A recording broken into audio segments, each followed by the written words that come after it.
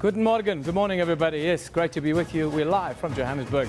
Of course, we're full team. That's myself, Elvis, and Kendall with you until midday, Elvis. But this rape thing. Yes, we had marches, not in my name. We had hashtags, men are trash, but it still continues, Eben, and the stats are climbing. Women found under, or a man sleeping with a dead woman under his bed.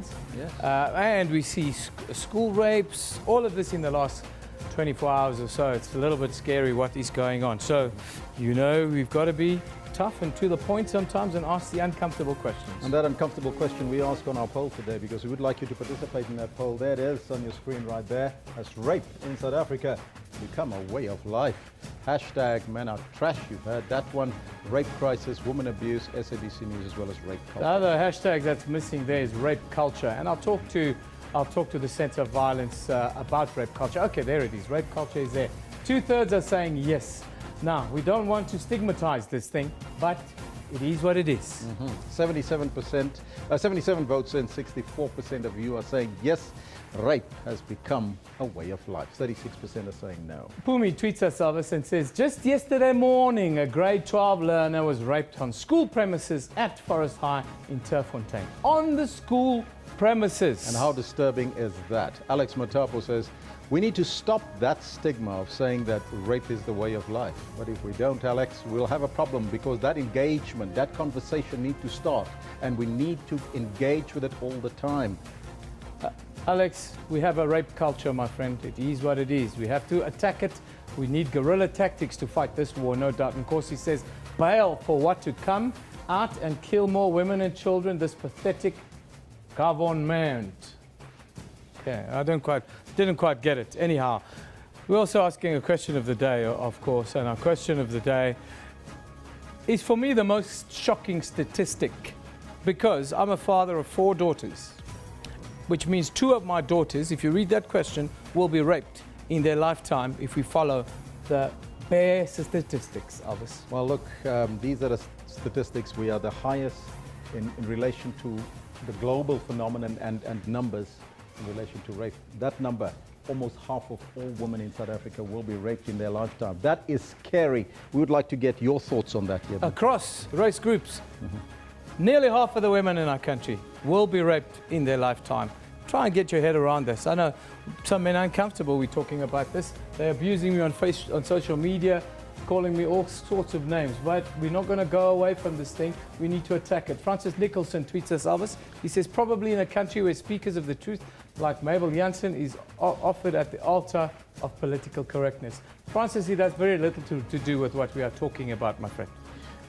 Freddie Whiteon says, it makes me afraid to love anyone. To see my loved one get hurt would probably kill me after I left a trail of dead rapists myself. Freddie, I think that is a sentiment a lot of fathers feel and think about. Tiro tweets us, he says, I'm getting myself a gun.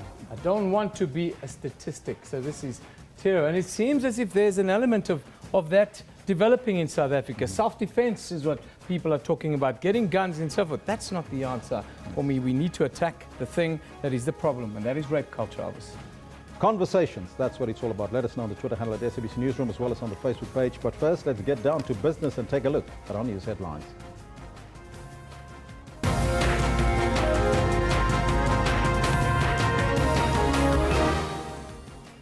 Voting is underway in Mutu in northern KwaZulu-Natal in a closely watched by-election today. We'll go there live in a short while. Murder accused Sandile Manswe is expected to appear in court in connection with the death of Karabo Mokoena. And the man accused of killing 3-year-old Courtney Peters is expected to appear in the Goodwood Magistrates Court this morning. Now, those are all your headlines, but before we get there, let's find out from Kendall Makhamate what's happening on the sports front. Very good morning to you. A very good morning to the both of you. Very heady days we've been in, talking about some very heavy material, child rape, women in danger.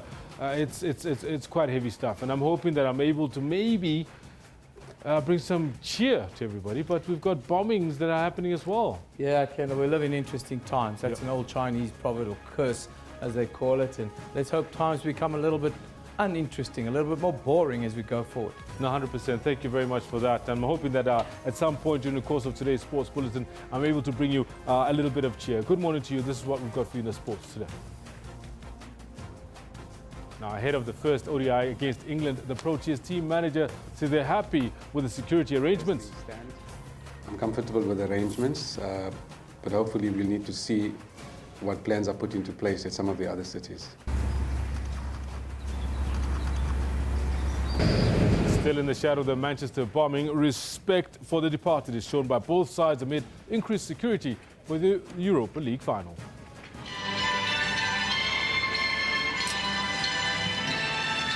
And Amajita, South Africa's under-20 soccer side, in a must-win match against Italy at the FIFA Under-20 World Cup in South Korea. Seems like we start young in this country with must-win matches. But more about all of that a little later in the sports bulletin. For now, it's back to Elvis, who's got the news. Thank you, Kendall. Top story this morning. Voting in Ngutu in northern KwaZulu-Natal has started in a closely watched by-election. Political parties have all campaigned strongly in the area in the past few days. The municipality was dissolved in February after it failed to elect office bearers due to political infighting. The IEC in the province says it's ready to receive over 80,000 eligible voters at more than 100 voting stations in the 17 wards. Another crucial by-election will take place in Ward 7 in Beaufort West in the Western Cape today, following the resignation of the DA mayor earlier this year. The DA and the ANC each won 6 seats in last year's local government elections, but the DA took power after it formed a coalition with the Karoo Democratic Force. Now, for the latest on the story and Ngutu, the elections that's happening there, we cross now live to our reporter Ayanda Mhlongo, who has been there since the early hours of this morning. A very good morning to Ayanda and welcome. Can you tell us, paint us a picture of what Ngutu is like this morning?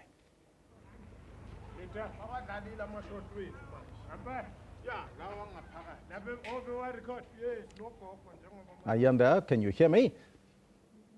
Well, it seems like we haven't got Ayanda as yet. We're going to see if we can get hold of her and establish that link and get back to her to give us an update as to what is transpiring there in Ngutu.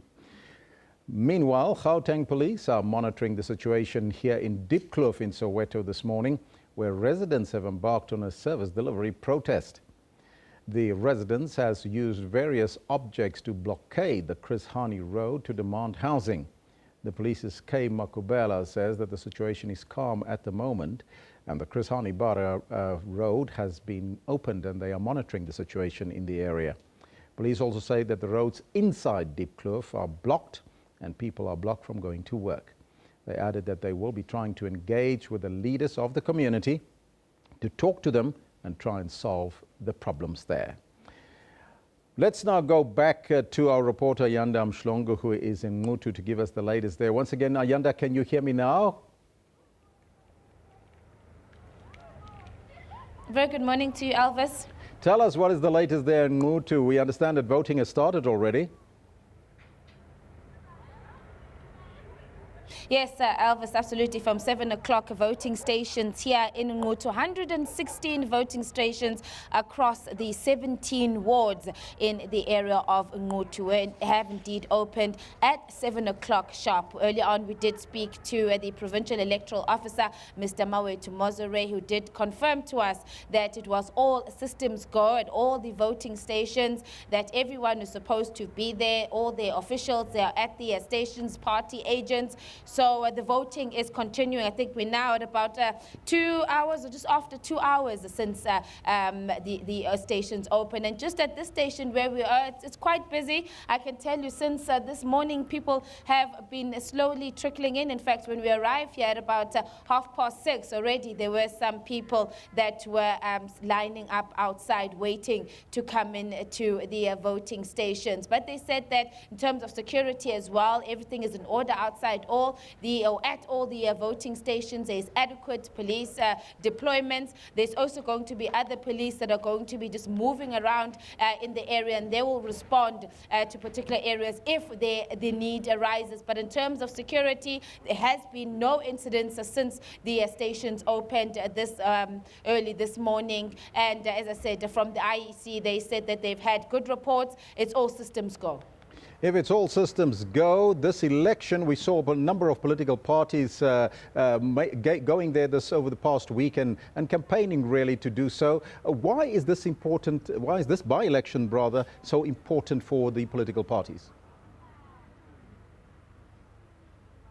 Well, certainly, Elvis, we've seen such an intense campaign from political parties, as you've seen many of them bringing in the bigwigs, top political leaders that have been here campaigning. The president of the ANC, Jacob Zuma, he was here for the ANC, and many of the other top 6 leaders of the ANC and other NEC leaders. We've also seen the EFF leader Julius Malema from the IFP, Prince Mangosuthu Buthelezi, he has been here as well campaigning for the IFP, and all the other smaller parties. 14 political parties, Elvis, are contesting this election. Of course, this is the only remaining municipality in the country that has not constituted its council. And beyond the political parties, it's mostly about service delivery. Service delivery has been hampered as a result of this municipality being unable to elect office bearers. And so that decision by COCTA to dissolve the municipality due to political infighting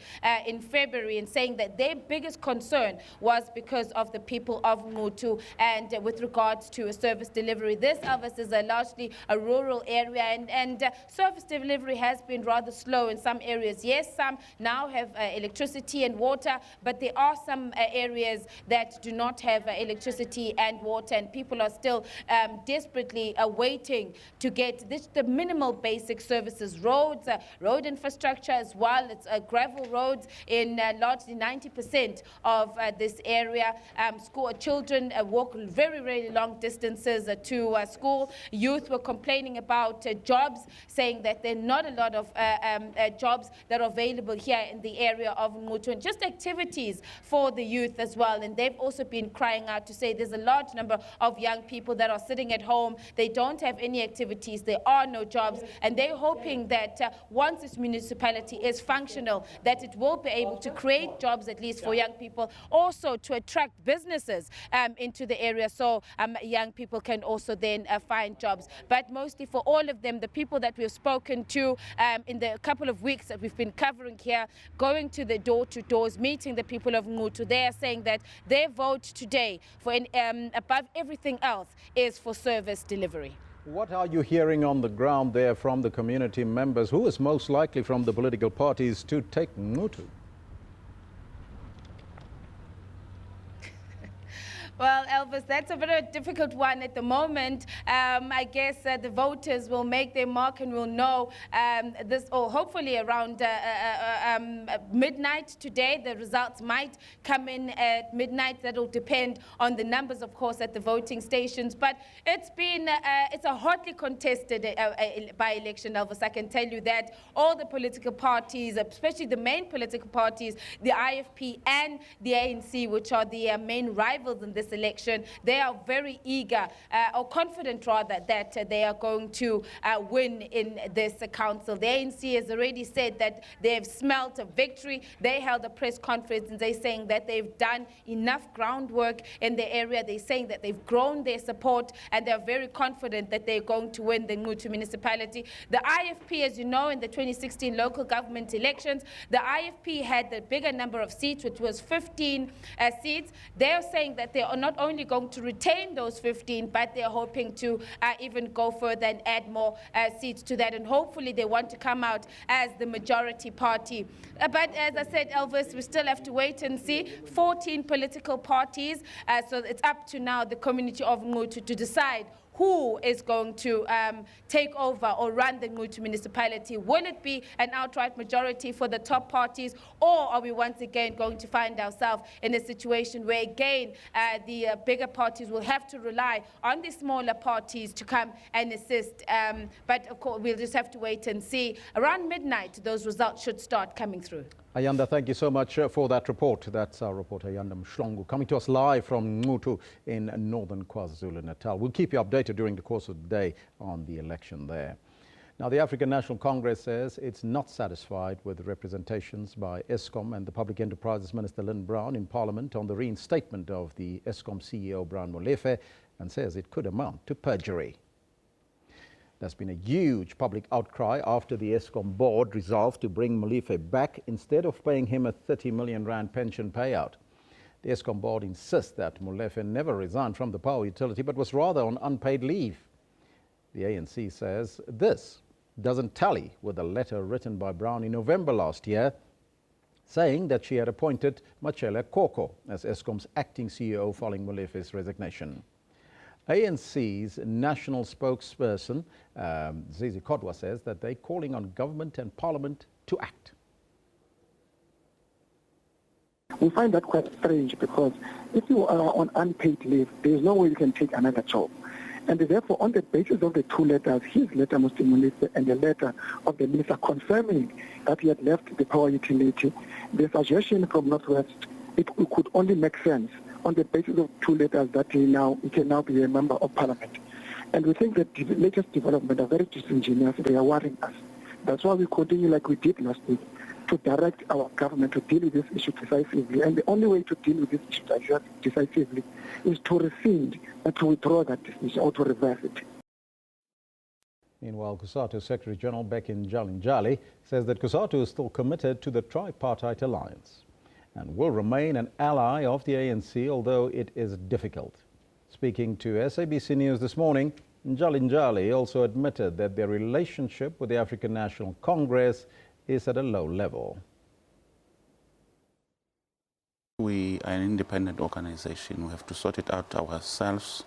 We need to be strong. We need to be united. We need to be speaking with a united voice for everybody to listen. Any organization that comes from a point of weaknesses is not being listened anywhere in the world. So it's just broad principles that you need to sort it out, you put your house in order and be able to speak with one voice. Yeah. So, I mean, you did say, and you reiterated yesterday, that you want to stay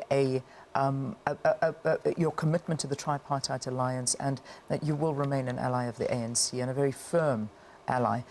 Surely it's difficult, though, with the tensions at the moment. No, it is difficult, and I think both Cosatu and the ANC accept that the relationship is at very low levels since President Zuma has taken it up. It reminds us the 2002 when there was a time that under Mbeki the relationship was very bad.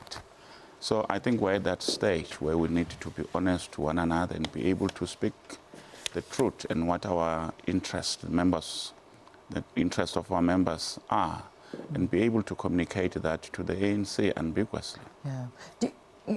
I suppose one of the questions that need to be asked is that, are workers still the lifeblood of Cosatu? Because many feel that it's too political and the workers get second prize. Not at all. I mean, if you look to our previous meeting, even in terms of arranging our debate, in a 3-day meeting, we spend about 75% of our engagement on the organization, on the socio-economic, and addressing the issues of members. Politics, of course, is part and parcel of that issues from the Cosatu founding principle that we are going to be trade unions that is engaged even outside of the shop floor issues. Now, earlier we had the story of the Gauteng police that are monitoring the situation in Diepkloof in Soweto, where residents have embarked on service delivery protests and they've blockaded some of the roads. For more on that story, we are now joined via Skype by our traffic reporter, Rob Byrne. Rob, a very good morning to you and welcome. Thank you, Elvis. Good morning. Rob, can you tell us how difficult is it to get out of Diepkloof here in Johannesburg this morning? Things are getting easier. It was very difficult earlier this morning with the three main routes being blocked, really. Ben Nordier, that'll take you out towards the N1. Chris Hani, that'll take you through to the Southgate area, as well as the Link Road, Imming Drive. All of those routes were blocked with burning tyres and debris. There has been a little bit of action, which means that some of those routes have been reopened to traffic. But still, you know, we're now seeing pictures where the sort of protesters are now becoming looters. So there's a lot of looting going on around the Barra Hospital area as well. So our advice this morning would be to motorists, as it has been from early, you know, if you're in the Diepkloof area and you've got to get out, obviously you've got to get out. But if you don't absolutely desperately need to get in or get through it today, that's a good idea to avoid it until the situation's calmed down. Well, what are the alternative routes to use out of Diepkloof this morning then, Rob? What would you suggest? Well, rather than going across and driving east, if you like, if you're trying to get to Joburg to get towards the N1, the option would be to go west, go through Orlando, get into Klipspruit Valley Road up to the Soweto Highway, and then you can come up on the Soweto Highway. You can take Nasrec Road as you come in past FNB. That's one of the options. So you'd want to sort of use the routes through Orlando rather than going straight through Diepkloof. And we're just hearing about some protesting on the edge of Diepkloof in the Pimville area as well. So if you need to get through that Soweto area, Orlando would be the way to go at this stage. Rob, thank you so much for that report. That's traffic reporter Rob Byrne telling us a little bit more. So you heard, avoid the Baragwanath Road. They're very difficult to get out of Soweto. Now, the case against a 40-year-old man charged with killing 3-year-old Courtney Peters from Elsie's River on the Cape Flats will resume in the Goodwood Magistrates Court today. Mortimer Saunders, who is known to the community, faces charges of kidnapping, rape and murder. Now, he abandoned his bail application during his last court appearance. Courtney's body was found in a shallow grave in Epping more than a week ago. She went missing while playing near her home. And the man accused of murdering Karabo Mokoena from Diepkloof in Soweto is expected to apply for bail in the Johannesburg Magistrates Court today. 27-year-old Sandile Montswe, who was Mokwena's boyfriend, has been charged with premeditated murder and defeating the ends of justice. The 22-year-old, the burnt body was discovered in an open veld in Lyndhurst, north of Johannesburg. She has been reported missing by her family last month. Mokoena was laid to rest on Friday last week. And that is why we're asking you this question. It's a very difficult question that we need to confront ourselves as a society and as men in this country. On your screen right now, let's post that question for you to engage with us on the Twitter handle. As you know, nearly half of all women in South Africa will be raped in their lifetimes. That is a stat that we have received, and that is what we have to deal with. And we're asking you, what are your views in relation to that? Let's start off with that conversation. It's over to Ian. Elvis, this is a question of numbers. You know, it's not pretty. Sometimes even the numbers are being questioned. Like today, people asking me on Facebook is like, yeah, the Medical Research Council, their numbers are dodgy. The numbers don't lie. Let's have a look at some of those numbers. And we're going to interrogate it and talk about it because the numbers don't lie. It's an abnormal normality that we're talking about. It's normal. It's estimated more than 40%. The number is actually around 44% according to the official numbers that's in. 44% of South African women will be raped in their lifetime. Only 1 in 4 of those rapes will be reported. These are underreported cases in South Africa, yes? Some put the number even higher than that. Correct. Only 14% of rapes result in a conviction, Elvis, which is a scary, scary number. It's, you know, 15, less than 2 out of 10. You were quoting earlier your 4 daughters, 2 of them might be victims. You know, if you're a father, you think about this. If you think about your loved ones, I've got 4 daughters. If I look at these numbers, 2 of my daughters will be raped in their lifetime in South Africa. And that is scary on its own. That brings it home, and that kind of makes it very, very difficult. So, the police are always, of course, being pointed a finger at, but we all have a role to play. Although they are unable to reveal by how much incidents of violence against women and children have increased countrywide, the police have warned us that the numbers are well on the rise. Yes, the numbers are on the rise. Major General Tebelo Mosikili, the national head of the police's Family Violence, Child Protection and Sexual Offences Investigation Unit, has warned women to report abuse early on. lest they be killed by their partners. Now, to talk about violence in general, but also the numbers, we are joined by Vish Naidu, who is the spokesperson for the South African Police Service. Vish, thank you for fronting up and being with us today. A very good morning, Eben. Thanks for having me this morning. Vish, I know the numbers are difficult in this because there's such difficult reporting lines. But as the SAPS, what's your experience with regards to a perceived rise in the levels of violence against women and children? Is it mass hysteria or is it really happening? Well, of course, it is really happening. I think the one thing that's very encouraging now is that we have serious conversations taking place in the public domain, in all platforms, particularly the media platforms, the electronic media, the radio, television, on social media. This is creating great and huge awareness. And as a result of this, we will probably see an even greater rise of reporting of incidents of violence against women and children. And we want this reporting to take place because then it will give us as a South African Police Service, together with other critical stakeholders like the Department of Social Development, Department of Health, the Department of Justice, and the National Prosecuting Authority, a better understanding on how we should deal with this matter from a prosecutorial point of view. Because I have to say, Eben, and to a certain extent you alluded to this in your opening, that policing these type of crimes is extremely difficult. It's not that anybody is making excuses, because you would see that it's happening. These crimes happen mostly or committed mostly by people known to the victims. It happens in places that is not easily accessible to the public, particularly the police. So it's a less policeable crime. But if people can report it, and if we can continue to have such conversations as we're having now, it's going to really help to raise awareness, to make women understand that you cannot subject yourself to abuse, any form of abuse. As soon as you have a slight feeling that you are becoming a victim of any form of abuse, report it immediately. Because if you leave it, it can rise to another level where there's potential for the victim to be seriously harmed or even lose his or her life. Vish, I want to cut to the chase. Your experience at the South African Police Service, do we have a rape culture now in South Africa? Has it become sort of an abnormal normality?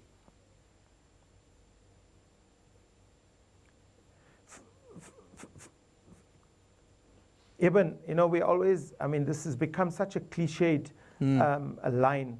One rape case is one too many.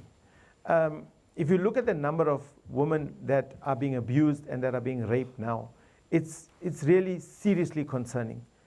A child at the age of 3, Courtney Peters, was raped and murdered. That is a serious social problem that we are having. A few years ago, I was appalled to learn that a 6-month-old child was raped by a cousin in Northern Cape. What does that tell you? When you have to experience incidents of this nature, then we know for sure we're experiencing a serious social problem, and this should encourage people, society, communities, business, government departments, all to start getting involved to change what is going drastically wrong in society. Vish, yesterday I saw Fikile Mbalula, the police minister, came out and he said, no woman will be turned away. We make sure that from now on we'll process these matters with the sensitivity that it deserves. Tell me about that process. And of course, NGOs are saying, yeah, the police aren't really helpful when victims get there overall. Eben, let me start by saying that when the Domestic Violence Act came into place, the Domestic Violence Act makes provision for the police to act in any form of domestic violence. But I think in line of what the minister had said yesterday, and in line of what we as the police is compelled to do, the Domestic Violence Act makes provision for the police to make sure that they treat every case as a serious one, and in failing to do so, they could face serious consequences, both departmental as well as criminal, because the Domestic Violence Act makes provision for a police officer to be charged if he is anyway found to have neglected in processing those sections of the Domestic Violence Act. And it can also amount to a dismissible offense. So it's nothing new. This training on domestic violence has been provided to police officers throughout the country. It's even, since the early 2000s, even been formed part of the curriculum at the basic training that police have to attend at our basic training institutions. So they are taught very well about what is expected of them in terms of the Domestic Violence Act. Yes, women cannot be turned away. The Domestic Violence Act makes provisions of that. There are supervisors. Should a woman be faced with such a situation where she is turned away, even a man for that matter. I mean, men are also subjected to violence at home. So they can also resort to reporting this to the immediate supervisor and even ultimately to the station commander, because no person should be turned away, irrespective of what crimes they become victim of at a police station. Vish, before I let you go, give us a message to those men and women in South Africa that are watching us now, and some are feeling angry, some are feeling broken, some are feeling maybe a little bit let down. Firstly, I want to say to the men, to call yourself a man, you have to act like a man. You know, we have people of weaker sexes, the women, we have people of vulnerable groups, men, women, women, children, people with disabilities. We need to be their protectors. We have to stop taking advantage of people that are vulnerable. As when it comes to the woman, I implore upon women, do not subject yourself to any form of abuse. Come to us, come to the police, go to the social workers, go via a social worker if you're not feeling comfortable going to the police. Talking about feeling comfortable going to the police, we have out of 1,040 police stations, out of 1,300 police stations, 1,040 of them are equipped with victim-friendly facilities. And those that are not, we have made provisions for where women can report their cases in privacy. So come to us, report the cases. If you're not comfortable, and we want to make sure that we make you as comfortable as possible, go through a social worker, and we will deal with those perpetrators, you know, with what they deserve. Vish, thank you very much for coming in today and talking to us about this. Vish Naidoo is the spokesperson for the South African Police Service. Of course, yesterday, Police Minister Fikile Mbalula told us that no women will be turned away from police stations from here on in, and these cases will be handled with the sensitivities that it deserves. Of course, we're asking you a question that might make you uncomfortable. Has rape in South Africa become a way of life? Yes. Nearly 50% of all women in South Africa will be raped in their lifetime. We've got 92 votes in, 64%. About two-thirds are saying, yes, it has. And that in itself, Elvis, can be a little bit concerning. Percent are saying no, so there's denial there somewhere along the line, and we would like to find out why, and you can engage with us on the Twitter handle at SABC Newsroom. Let's have a look at what you are saying to us. Onuke says, let us reject that notion. Rape can't be a way of life, not even inside that animal zoo, animal kingdom. It's from the pit of hell, thought, says Onuke. Yes, Onuke, it's very difficult to get your head around it. Siafana says to us, in these days, it looks like that now. Yes, Siafana, the numbers don't lie. The numbers do not lie, my friend. Vuyo says rape is becoming a daily life in this country. Sooner or later, it's going to be a culture, become a culture, he says. Talking about women abuse. Lechasa tweets us, he says, rape culture. Rape can't be our culture. Our culture taught us to respect, love, cherish, I think, us South African women. Thank you for that one, Lechasa. It can't be our culture. It cannot define us. Of course. Now, we are dealing, you saw the picture there of Karabo. Well, that's what's, of course, trending on Twitter today. Hashtag Karabo Mokoena. Of course, she unfortunately became the epitome of abuse against women. the case that has raised so much awareness in the last couple of weeks. A documentary show went into detail last night, bringing to light some of the disturbing details of their early relationship. People are discussing this as a boyfriend is expected to be in court this morning. I think he might be in court already, actually. Ayanda says, abusers had their bad sides very well and play the good guy very well. It's how they cover their tracks and keep getting away with things. Yes, when a man is overbearing and too nice, something is up. No doubt. When he's overbearing and too nice, ladies, something is up. Then, in an update from one of the biggest stories yesterday, the Manchester suicide bombing at the Ariana Grande concert that killed 22 people, many of whom teenagers or even younger. 23-year-old Salman Abedi was identified as the terrorist in this case.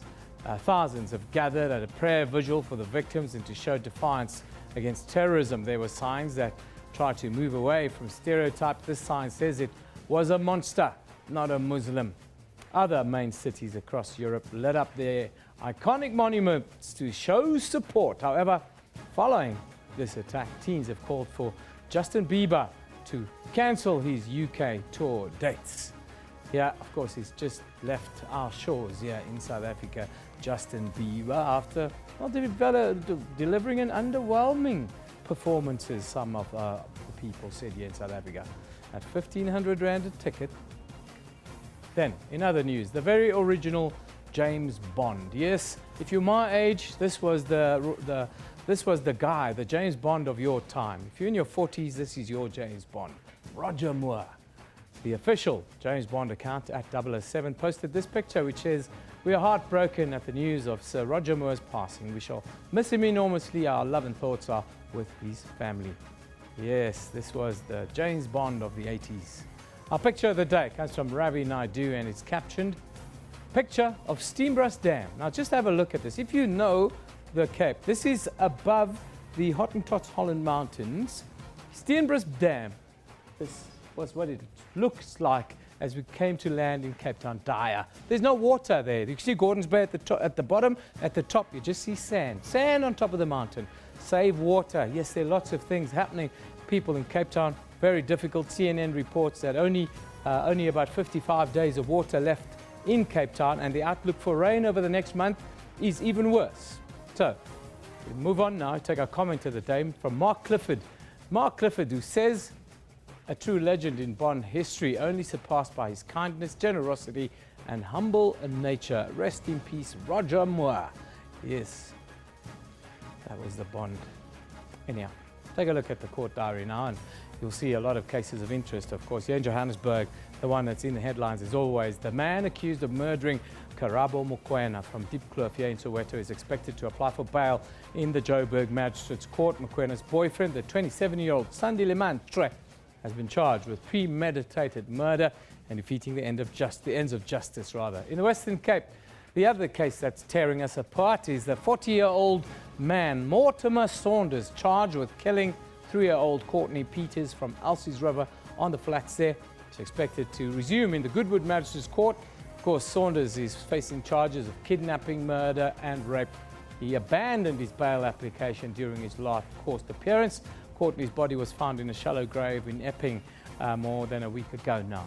Still in the Western Cape, in Cape Town, the sentencing of the convicted murderer and acclaimed artist Zwele Tumtetwa is expected to start today in the High Court there. He's been found guilty of murdering sex worker Nokupila Kumalo 5 years ago now. Now, Matetwa beat Kumalo to death in Woodstock near the CBD in 2013. She died of cardiac arrest after suffering from a liver injury caused by, well, blunt force trauma, they tell us. We'll keep you updated on those stories before the courts, of course, with many talking points. Tweet us. We're dealing with a whole lot of issues here. We're going to take a little break. When we come back, we'll continue the discussion about the high numbers of rape and violence against women and children, as we do here on Newsroom.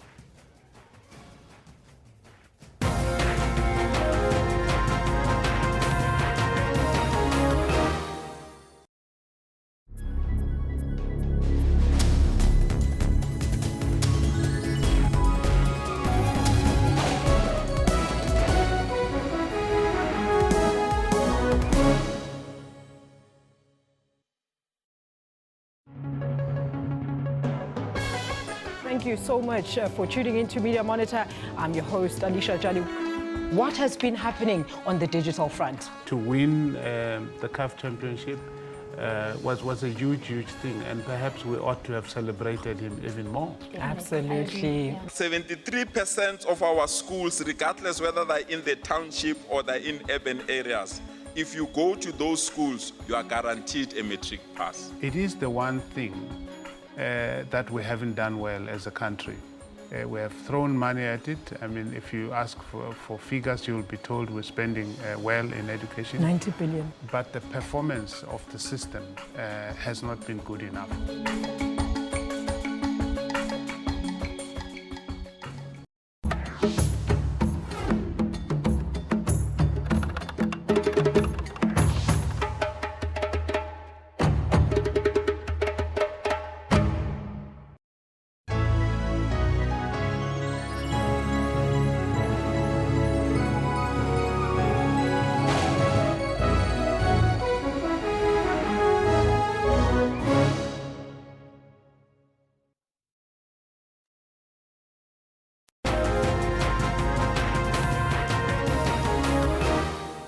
We continue this very difficult discussion now. The Teddy Bear Clinic says that South Africa is continuing to face the scourge of young children being raped, and it's increasing on a daily basis. Now, this comes after a grade 2 girl at a primary school in Randburg had been raped allegedly by 3 grade 7 boys. Also this morning we had another report coming on social media from the south of Johannesburg. It is believed that the rape took place in the school premises in April. Gauteng Education MEC Panyaza Lesufi expressed concern over these attacks. The boys, were all minors, were arrested and released into the care of their parents while the investigation is underway. This is one of many incidences in South Africa. According to UNICEF, 1 in 5 children of school-going age experience sexual violence. And now to talk to us about this, we are joined by the Director of the Clinical Services, Shahida Omar from the Teddy Bear Clinic. A very good morning to you and welcome, Doctor. Thank you. First and foremostly, we know the numbers, and we've indicated there from the MRC in relation to women being raped in South Africa, over 44%.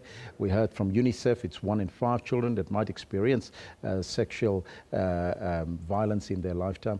What about children being raped in South Africa? What does the stats suggest? Well, firstly, I think we need to understand that the levels are notorious, but the true extent of rape of children in South Africa is unknown. We can give you an estimate of 15,000 children that were raped between 2015 and 2016, that is according to a SABC report. However, one needs to appreciate that these are only the crimes that are reported. There are many sexual crimes that are not reported. The under-frequent reporting certainly poses a challenge. And another research that was conducted also estimated that more than 41,000 children are victims of rape.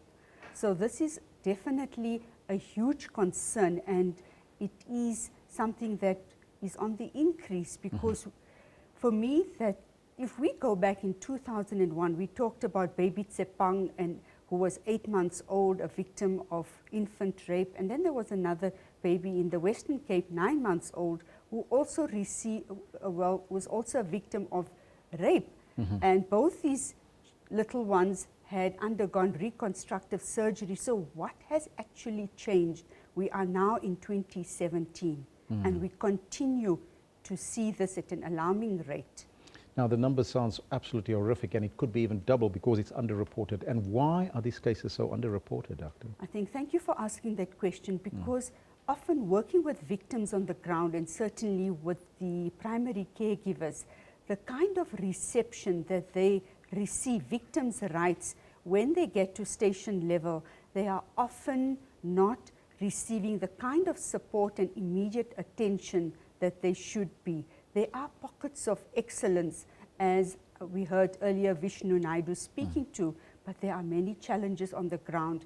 We run a court preparation program for child victims of sexual abuse, and the things that we have uncovered is that a young child, a 5-year-old, would be taken into the same vehicle like the alleged perpetrator. So they would asked to be accompanied to go to the crime scene. So these are some of the reasons where caregivers actually feel that their children are being subjected to further trauma and secondary victimization. So, of course, that is one of the reasons that deter people from pursuing the criminal justice process. But even in terms of the NPA, the National Prosecutions Authority, when cases go to court, they are prolonged. A case could be reported and only finalized 6 years after the actual incident. So for a 3-year-old to continuously go to court until he or she is 9 years old, that repeated trauma is certainly subjecting them to the prolonged anxieties that they should not be subjected to. That obviously speak to secondary trauma, continuous secondary trauma for such a long time. Now, earlier when we spoke to Vishnadu, they indicated that there's a victim-friendly centres at some of these police stations. What is your experience in relation to that, and do they work? Well, as I mentioned, there's pockets of excellence. It's not across the board, and we find that with a huge turnover of police officers, yes, they are getting training, but the training is not consistent and frequent. So when new people come in, or stand-ins or substitutes come in, because often there's a lot of burnout and officers go on stress leave. So the person standing in may not be sufficiently equipped to deal with the victim that comes to the station. Now, sexual behavior within children, is it becoming glamorized? Is there too much of social media perhaps that they're exposed to, that where we find now children raping children? And again, I'm going to say this, that my concern is that in 2001, we were approached to start working with young sex offenders or initiators of sexual violence against other children. And these were children as young as 5 and 6 years old who were responsible for attempted penetration and penetration. So what has changed? And my question is again, where do the children learn this behavior? Children are only a reflection of the broader society. Yes, social media is here and it's here to stay, and it continues to grow at a rapid pace. But one cannot only isolate or attribute blame to social media. I think it's a systemic issue and requires systemic interventions and addressing. So certainly children coming from backgrounds of adversity, where they are living in families where there's substance abuse, conflict, domestic violence, absence or lack of paternal presence, where the paternal figure may be present but emotionally unavailable, but also looking at histories of victimization where these young children have been subjected not only to sexual abuse but physical and emotional abuse, which poses a risk to further maltreatment and perpetuating that cycle of violence. From the Teddy Bear Clinic, Doctor, how do we address this increasing worrisome situation in South Africa? Well, I think the one thing is it's a multi-level response. Firstly, we need to look at the issues of re-socializing our children. So education needs to come to the party. ECD centers need to start working with children. The moment children have vocabulary, we need to work with children addressing not only the stranger danger, but if we look at our cultural beliefs where children are raised with acknowledging respect to all elders, and they go along with elders when they are asked to engage in sexual behavior. So again, we need to look at re-socialization. So education, health needs to come to the party, where antenatal facilities need to educate, empower at-risk potential mothers coming to clinics for support, and also in terms of employment, so providing more opportunities, but sports and culture, where there are more facilities for youth to engage in sports, and then looking at housing, the sleep density. Yes. And of course, we do not say poverty causes abuse, but poverty certainly poses risks to maltreatment of children. Doctor, I thank you so much for your time and joining us here in studio. Thank you. That was Dr. Shahida Omar from the Teddy Bear Clinic joining us and giving us some tips and things that we should look out for. So, That's why we're asking you this question. On your screen right now, I'd like to get your thoughts on the Twitter handle as well as on the Facebook page. Now, there's the question on your screen. We'd like to get your thoughts. Let's take a look at some of your comments coming through and see what you have to say. This one coming from TNG says, rape and its roots, we need to look at the well-being and wellness of our young. Structured, boarded support, that is what we need. This one from Exceptional Keep says, women should start practicing martial arts as a form of self-defense. It's a cruel society full of drugs, nyaupe, addicts and murderers. Hashtag respect women. Brigo Brick says, if I respect my mother and sisters, then I will respect all women in the street. There are 3 women in the world for each man. Why do we rape? Asks Brigo Bricks. Alex Matapo says, why should women live under such horrible circumstances? Hashtag eye to eye, finish and klaar. This one from Tanasha says, this is sad, really sad. I think there must be a good punishment to the rapists, otherwise this will never end. Now, these are some of your comments. Keep them coming. We'll read them as we continue. You can also participate in our poll on the Twitter handle at SABC Newsroom. Tell us what's on your mind. Now let's take a look at our Facebook page today. And the African National Congress Treasurer General Zweli Mkhize says that the ongoing Eskom saga involving Brian Molefe is an embarrassment to the ruling party.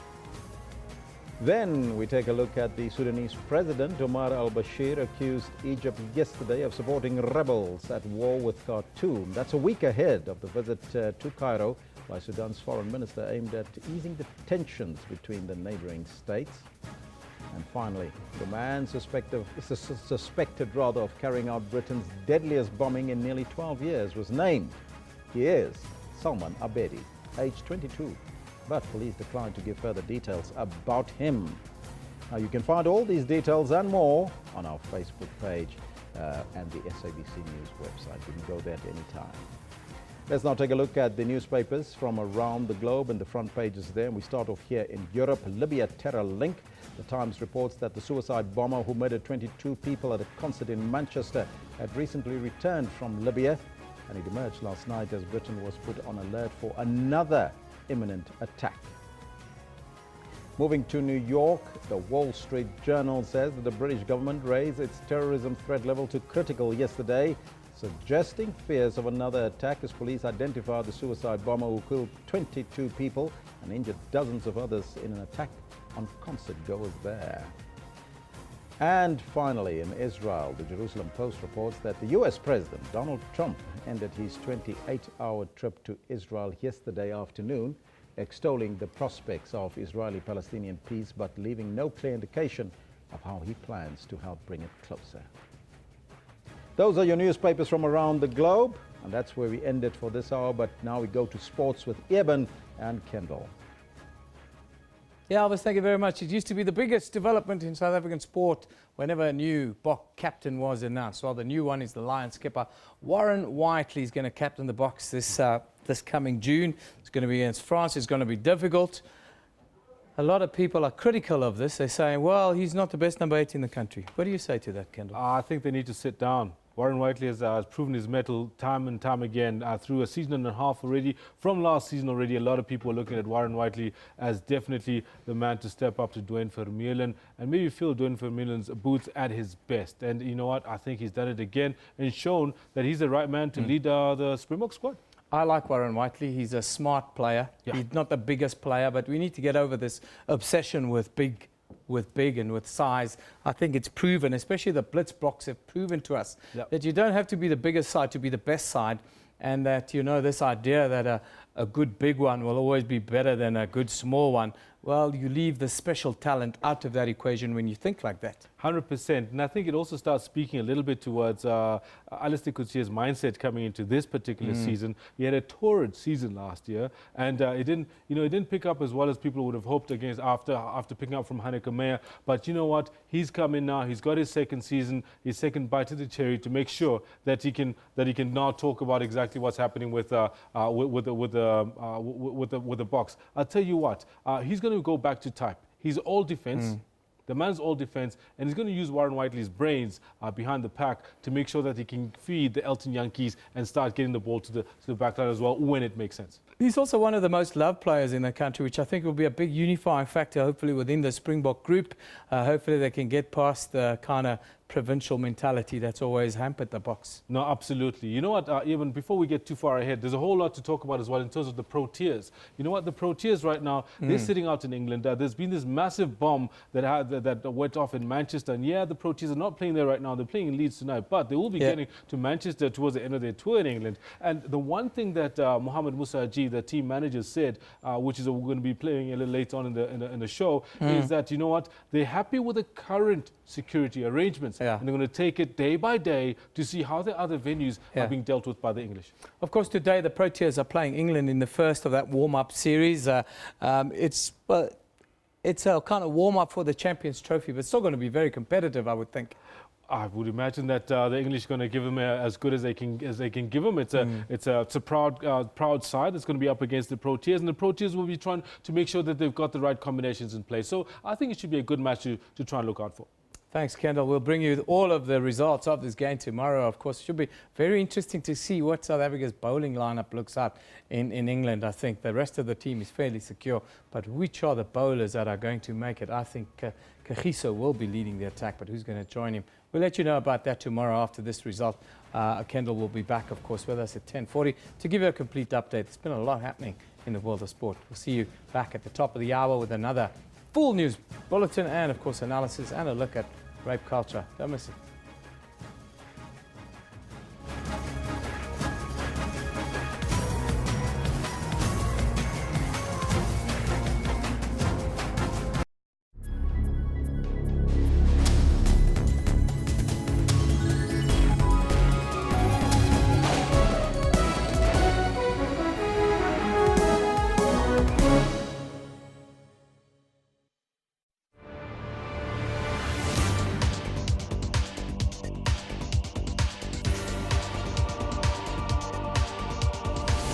Did you know the big hole digging started in 1871 and ended on the 14th August 1914?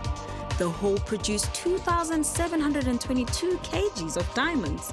However, one diamond as huge as 490 carat of stone found in the open prior 1868 gave them the interest to dig.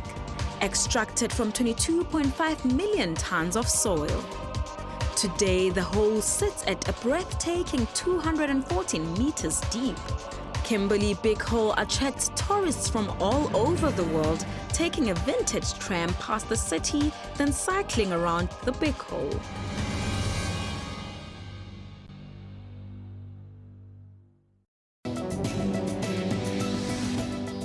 What is environmental health? In Section 24 of the Constitution, the environmental right has a second part, which is to encourage people to be active citizens and gives us the right to participate in politics and organise and raise awareness so that the environmental right can be guaranteed. Using coal and wood and paraffin to cook with or to heat their space or to heat water. These are basic fundamentals, and I think if we can address that alone, we will make a huge impact, an environmental impact on the health of our population. Food that comes into the country. The vigilance at the ports and harbours is being checked at the moment currently by environmental practitioners who are port officers at those ports. They need to be more stringent in terms of control of what comes into the country. Join Health Talk every Saturday for all your health news. Well, a very good morning and welcome to AM News live at 10:00 hours across all Central Africa regions. A fitting send-off for a revolutionary giant, a life dedicated in service of the people. The result means that the Swallows are out of the ABC Multiple League and drop to the amateur fourth tier of South African football, the SAB League. Tune in on AM News every Saturday and Sunday from 10 hours.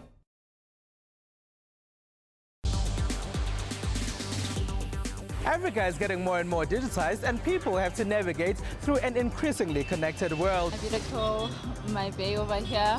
At school, I use my Wi-Fi. On Network, we tell you about Africa's technology and social media landscape. Politicians already do use Twitter. It's both Android and iOS compatible. A solar-charged box that includes everything, the computer, the projector. That's Network with Ms. Phumelele Zondi every Sunday at 9 p.m.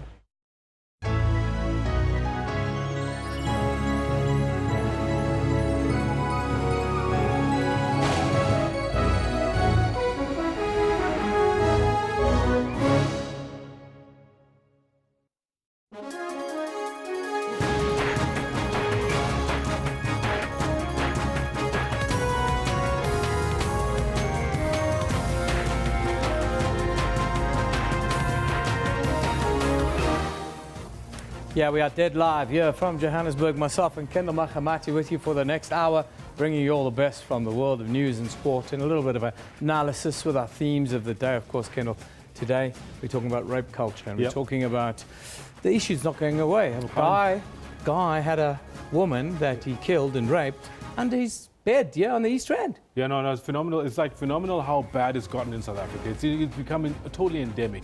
And I think it behooves us to make sure that we bring this to the fore and talk about it, to make sure that we get our viewers to get involved with this as well. What's your view on the question we're asking? Is it too tough? People are tweeting us, saying us, oh, we can't do this because we're making this thing a part of life. But sometimes it is a part of life. But sometimes it is. The numbers say that it's become part of life. It is a part of life. And you know what? It's not the women tweeting saying that we're wrong to do this. It's the men doing this. And it's the men who actually don't get affected by this for most of them. Yeah. And that's why I think, no, we definitely need to be doing this. We need to be asking this question. 96 votes in, 65% of our voters are saying, yes, rape in South Africa has become a way of life. That is scary. What are you guys tweeting us on this? There we go. Of course, he tweets us that what life we are more better without this animal in our society. Lock them all in jail, give them no bail. Says Nkosi. He wants tough action, pretty much is what he's saying against rapists. Yeah, Tsepo Maile is of the other opinion, saying rape cannot become a way of life. I disagree. Well, we're saying that it is already, Tsepo. It's not that it can become. Piwe says, yes, rape has become the common news headlines in South Africa. It's sickening. And Piwe, you are right. Mongeleni says, unless we intensify the fight against it, led by men and police. Yep, that's why we're on this thing.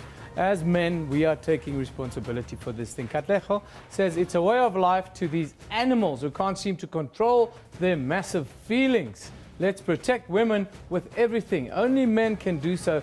It's sad. Katlejo, I think there's a drug element also in this whole thing. Why men can't control their feelings? Yeah. I think we know that there's a drug element. Why the kind of moral compass lowers a little bit. I absolutely agree with you, and I would say I'd go even deeper, and I would say that the drugs are symptomatic of something else. Yep, it is. I think that's what needs to be dealt with. Anyhow, we're also asking you a question because the numbers are scary, the numbers are hectic, the numbers are hardcore. Nearly half of all women in South Africa will be raped in their lifetime. Think about that. I'm a dad, I got 4 daughters. 2 of them will be raped in their lifetime. I can't get my head around that, Kendall. No, this particular statistic is absolutely scary, but it brings it home, doesn't it? Yeah, it's kind of keeping it real, yeah. So you guys are tweeting us and telling us what you guys think. Let's have a look at some of the tweets here. Michali says, this is a national crisis and everyone should be involved. We need to have dialogue about this matter now. We're having dialogue, but some people don't want to talk. Some want to be angry. Especially about the men are trash thing, Kendall. Yep. Tsepo says our government must bring back the death penalty to those who rape. It's a controversial subject, but at some point we're going to have to do a theme on it. 100%. It constantly comes up, hey? Yeah, that we need to be harder on it. Adeniji Adekunle says, please let us address the issue of their mode of dressing that's subjecting them to be raped. Wow. Come on, man. That's medieval stuff. If you wear short pants as a man, are you going to be raped? Come on. Sorry, my friend. That's what part of this rape culture. Women can't wear miniskirts. But you know what? I'm glad that we brought this to the fore. We're talking about it, and everybody's tweeting in what their thoughts are. Then we can then deal with them step by step. Yeah. Mystic Man El Malat, he says, introduce crime prevention as a subject in school. CJS must redefine rape, illegalize sex before marriage, engage with children. Lots of good points, lots of interesting points, lots of maybe a little more controversial points there. Galaxy Girl with our final tweet here says, it's easy to point fingers and come up with ideas. Love is lacking in many people. Galaxy Girl, yeah, love is lacking in many people. Not just here in South Africa, around the world. We have to find a way to overcome these kinds of challenges. Anyhow, we still got a lot of news to do today. There's a big by-election happening and other news. Let's show you the news and sports headlines quickly.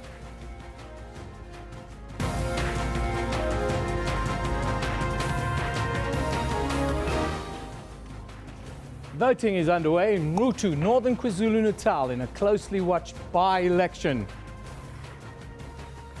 Murder accused Sandile Mantre is appearing in court in connection with the death of Karabo Mokoena right now. The man accused of killing 3-year-old Courtney Peters is currently appearing in the Goodwood Magistrates Court. Well, those are your top stories. Let's go over to Kendall to see what's on the menu on the sports front. Eben, thank you very much. Good morning to you. This is what we've got for you in the sports today. Ahead of the first ODI against England, the Proteas team manager says they're happy with security arrangements. As things stand, I'm comfortable with arrangements, but hopefully we'll need to see what plans are put into place at some of the other cities. And still in the shadow of the Manchester bombing, respect for the departed is shown by both sides amid increased security for the Europa League final.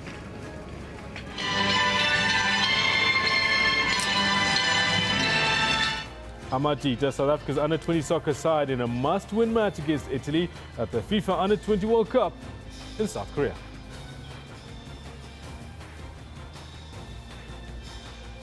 That match should be kicking off shortly. We'll be trying to bring you an update of it as it continues throughout today's show. I'll have all of this a little later. For now, it's back to Evan, who's got the news. Yeah, thank you very much, Kendall. Very good morning to you if you have just joined us. This here is our top story. Murder accused Sandile Mantre is appearing in court, in connection with the death of Karabo Mokoena. Well, these are the headlines. Can we just get past the headlines to our top story, please? Here we go. Voting in Rutu in northern KwaZulu-Natal has started in a closely watched by-election there. Political parties have all campaigned strongly in the area in the last couple of days. The municipality was dissolved in February after it failed to elect office bearers due to political infighting. The IEC in the province says it's ready to receive more than 80,000 eligible voters at more than 100 voting stations in the 17 wards. Another crucial by-election will take place in Ward 7 in Beaufort West in the Western Cape today. This following the resignation of the DA mayor earlier this year. The DA and the ANC each won 6 seats in last year's local government elections there, but the DA took power after it formed a coalition with the Karoo Democratic Force. Gauteng police are monitoring the situation in Diepkloof in Soweto, where residents have embarked on a service delivery protest. The residents used various objects to block the Chris Hani Road. They're demanding housing. The police's K. Makubela says the situation is calm at the moment and the Chris Hani Barra Road has been opened and they are still monitoring there. Police say roads inside of Diepkloof are blocked and people are blocked from going to work. They added that they'll be trying to engage with the leaders of the community there to talk to them and try and solve the problems. Now, the ANC says it's not satisfied with representations by Eskom and the Public Enterprises Minister Lynn Brown in Parliament on the reinstatement of CEO Brian Molefe and says it could amount to perjury. There's been a huge public outcry after the Eskom board resolved to bring back Molefe instead of paying him a 30 million rand pension payout. The Eskom board insists Molefe never resigned from the power utility but was rather on unpaid leave. The ANC says this doesn't tally with a letter written by Brown in November last year, saying she had appointed Machela Koko as Eskom's acting CEO following Molefe's resignation. ANC national spokesperson Zizi Kodwa says they're calling on government and parliament to act. We find that quite strange because if you are on unpaid leave, there is no way you can take another job. And therefore, on the basis of the two letters, his letter, Mr. Molefe, and the letter of the minister confirming that he had left the power utility, the suggestion from Northwest, it could only make sense on the basis of two letters that he can now be a member of parliament. And we think that the latest development are very disingenuous. They are worrying us. That's why we continue like we did last week to direct our government to deal with this issue decisively. And the only way to deal with this issue decisively is to rescind and to withdraw that decision or to reverse it. Meanwhile, DAMP John Steenhuisen described the attempt by Eskom to justify the re-employment of Brian Molefe as fiction. Steenhuisen said this during an interview with SABC News a little bit earlier. Mr. Molefe is not a fit and proper person to be the CEO of Eskom. He has a massive cloud hanging over his head arising from the state capture report. He has made zero effort to clear his name. He has not challenged the report in court or the findings of the public protector in this matter, as any person who really felt aggrieved by the findings would naturally do. Therefore, it is my contention, the contention of the Democratic Alliance, that the findings made and the recommendations made by the public protector are in fact truthful. And that's why Mr. Molefe has not headed to court to challenge them. Even if Mr. Molefe had not given Mr. Ngubane a formal letter of resignation, the moment he got sworn in as a member of parliament, he tacitly resigned as the head of Eskom. You can't, the constitution is very clear at section 47, you can't be a state employee and a member of parliament at the same time. It's unlawful and illegal. Therefore, Eskom needs to stop this fiction that Mr. Molefe was still an employee of Eskom. He was not. He had resigned, he had taken up a seat in parliament, he had taken the oath of office to abide and uphold the constitution and the law of the Republic of South Africa. Yeah. He was no longer an employee of Eskom. This nonsense about long leave, this nonsense about unpaid leave is a complete fiction created by Mr. Ngubane and the board to try and justify their illegal, unlawful and reckless behaviour by appointing an unsuitable person to head Eskom. Cosatu Secretary General Begin Chalinchali says Cosatu is still committed to the tripartite alliance and will remain an ally of the ANC, although it's difficult right now. Speaking to us a little bit earlier this morning, Chalinchali also admitted that their relationship with the ANC is at an all-time low. We are an independent organization. We have to sort it out ourselves. We need to be strong. We need to be united. We need to be speaking with a united voice for everybody to listen. Any organization that comes from a point of weaknesses is not being listened anywhere in the world. So it's just broad principles that you need to sort it out, you put your house in order and be able to speak with one voice. Yeah. So, I mean, you did say, and you reiterated yesterday, that you want to stay your commitment to the tripartite alliance and that you will remain an ally of the ANC and a very firm ally. Surely it's difficult, though, with the tensions at the moment. No, it is difficult, and I think both Cosatu and the ANC accept that the relationship is at very low levels. Since President Zuma has taken up, it reminds us the 2002 when there was a time that under Mbeki the relationship was very bad. So I think we're at that stage where we need to be honest to one another and be able to speak the truth and what our interests, the interests of our members are, and be able to communicate that to the ANC ambiguously. Yeah. I suppose one of the questions that need to be asked is that, are workers still the lifeblood of Cosatu? Because many feel that it's too political and the workers get second prize. Not at all. I mean, if you look to our previous meeting, even in terms of arranging our debate, in a 3-day meeting, we spend about 75% of our engagement on the organization, on the socio-economic, and addressing the issues of members. Politics, of course, is part and parcel of that issues from the Cosatu founding principle that we are going to be trade unions that is engaged even outside of the shop floor issues. Of course, we're dealing with high levels of femicide in South Africa, and the man accused of murdering Karabo Mokoena from Diepkloof here in Soweto is currently in court. to apply for bail. That's in the Johannesburg Magistrates Court. We'll give you the outcome shortly. Of course, 27-year-old Sandile Manchwe, who was Mokwena's boyfriend, has been charged with premeditated murder and defeating the ends of justice. The 22-year-old's burnt body was discovered in an open veld in Lyndhurst, north of Johannesburg. She'd been reported missing by her family last month. Mokwena was laid to rest on Friday last week. The other one, that's the case against the 40-year-old man charged with killing 3-year-old Courtney Peters from Elsie's River on the Cape Flats, has resumed in the Goodwood Magistrates Court a short while ago. Mortimer Saunders, who is known to the community there, faces charges of kidnapping, rape and murder. He abandoned his bail application during his last court appearance. Courtney's body was found in a shallow grave in Epping more than a week ago. She went missing while playing near a home in Elsie's River. British Prime Minister Theresa May addressed the media just a short while ago following the Manchester terror attack. May has urged the British public to be vigilant at all times. She also says there will be an increment in law enforcement officials in public spaces. It remains the case that, other than the terrorist himself, 22 people were killed in the attack. 59 people remain injured, and many of them have life-threatening conditions. As Greater Manchester Police confirmed earlier today, the perpetrator was Salman Ramadan Abidi, a 22-year-old who was born and brought up in Britain. And as the emergency services have confirmed throughout the day, his victims were innocent children, young people and their families.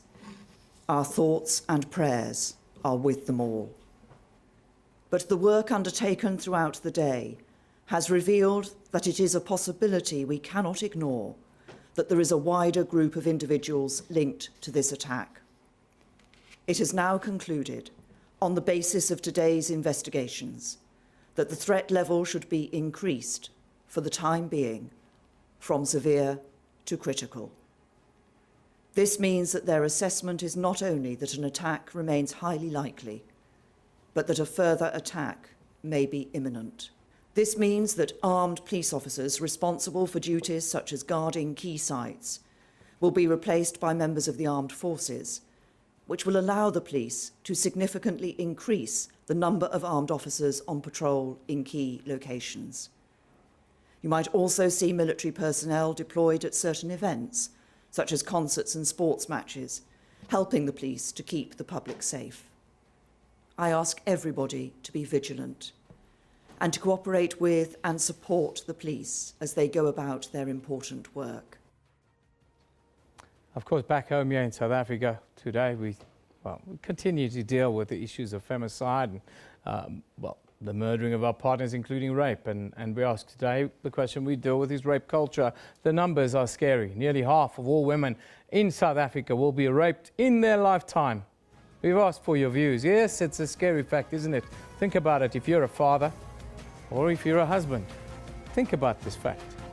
We have to change what is happening in South Africa. But let's have a look at what you guys are telling us. Chuma Ndwandwa says, Newsroom, what do you expect in a country where number one was accused of rape? We all need to fight like we did against apartheid. Chuma, the reality is the man was cleared in a court of law. Natasha Pierce says, laws around abuse has to be relooked and be more fitting to the current times. Chemical castration, she says, no more. Interesting. Chemical castration. Paul Nkamankan says, Newsroom, if men who are convicted of rape are made to lose their manhood, this will deter others from raping. Cut it off, says Paul. Hashtag respect women. What do you think about that? Removing a man's manhood, cutting it off. The other one is chemical castration.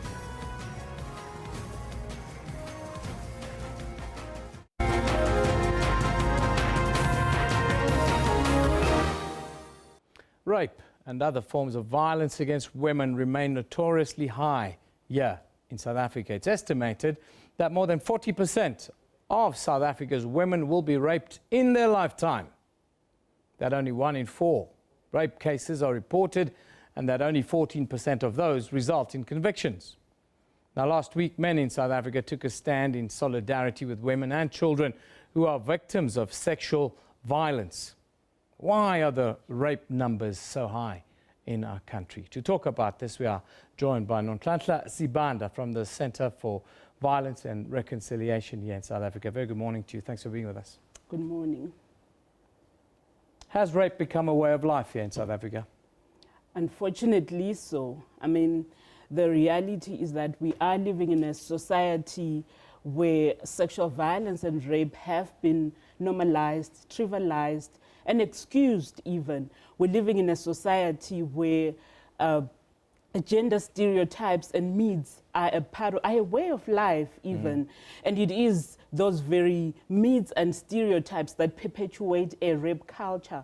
We're living in a society where young men sit by the streets and you see them name-calling women. We're living in a society where those who dare to report rape are actually re-victimized for it or blamed for it.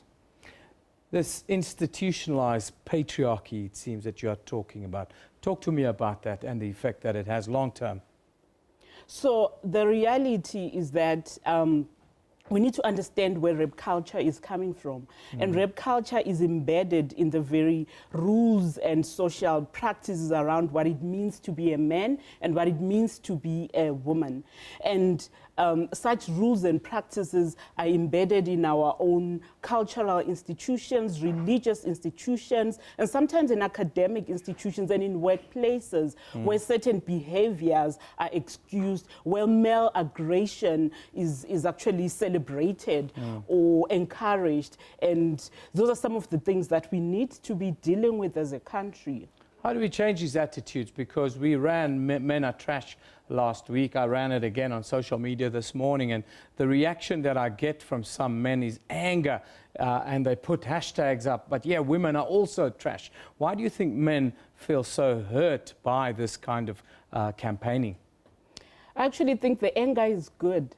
Anger is good because if harnessed properly, it is what will lead us into action. If men feel challenged, if men feel like they are being attacked, if men feel like they're being threatened, I think it will move them to action. We have seen by the protests that took place over the weekend. And I think such actions should be encouraged. We should be seeing more of men taking responsibility for rape and sexual violence in the country. A little bit earlier, of course, I gave the numbers, and the numbers are 1 in 4 are reported. Why do you think the numbers are so low with regards to reporting rape in South Africa? So many reasons. There is not just one, but so many reasons why women are not reporting rape. One of them being, and I think this is a very key one, it is around the lack of confidence in the criminal justice system. There are a lot of loopholes and gaps when women actually do dare and go and report around cases of rape and sexual violation. And also the stigma and discrimination that goes with reporting a rape case, and the length that it takes for rape cases to come to a close. And I think because as a victim or a survivor, you've already gone through such an experience. So to have to go through a criminal justice system that is not friendly is also quite difficult for a lot of women. So a lot of cases do fall through the radar. What, 14% conviction rate of rapists? Is that an indictment of the system, or is it an indictment of a lot of false accusations? I actually think the issue of false accusations plays into the very narrative of a rape culture, where as a society, we're wanting to blame victims for rape. We're saying you are responsible, or you are not telling the truth, or we're saying women lie when they report rape cases. So we actually need to be careful about such narratives that seem to be saying women who do go and report rape cases might actually not be telling the truth. I think it is important that we believe them and we support them. Otherwise, we are perpetuating the very same rape culture that we're trying to deal with. I have to ask the questions, unfortunately. That's my job. Sometimes they're not always comfortable. 14% then, why do you think it's so low? I think it's got to do, in a lot of the workshops that we have done, it's got to do with the attitudes within the criminal justice system, and particularly the police, who, when a woman goes to report a case, some of the questions that are asked are around what were you wearing, what were you doing at that time of the night, why were you at the place that you were at? And I think in that case, such cases then don't go through prosecution, or they're not investigated properly, because there's already a prejudice and an assumption, a presumption that women are not, or they are to blame, or are not necessarily telling the truth or telling the full story when they do go and report such cases. In conclusion, what would you say is the prevailing attitude in South Africa, not just from the police, but from everybody with regards to rape? I think that one of them is what we've just spoken to, the fact that I think the myth around women lying around rape, and also the fact that women are to blame for rape, for going to a party at night, for wearing for dressing in a particular way, for being in a particular space when you shouldn't be in that space. I think those are some of the prevailing attitudes around rape and sexual violence in the country. Well, Nonhlanhla, thank you very much for joining us today to talk about the scourge that is rape here in South Africa. This is Nonhlanhla Sibanda. She's from the Centre for Violence and Reconciliation here in South Africa.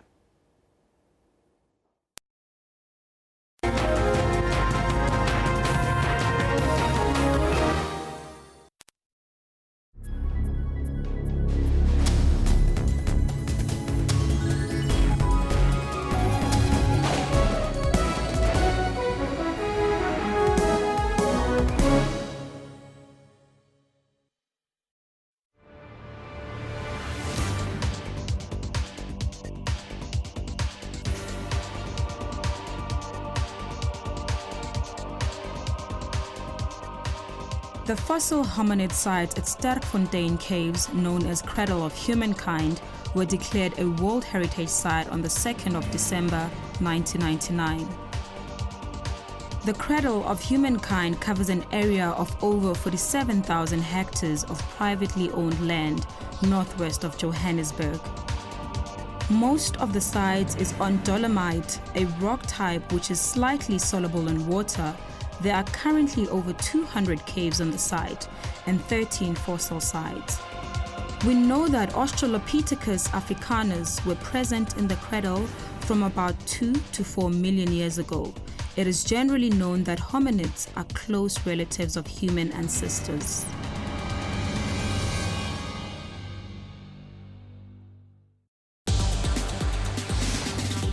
Phones, cloud systems and robots have taken over a lot of what used to be done manually. Our accounting system is actually based on the cloud. Google nowadays can tell you where you parked your car.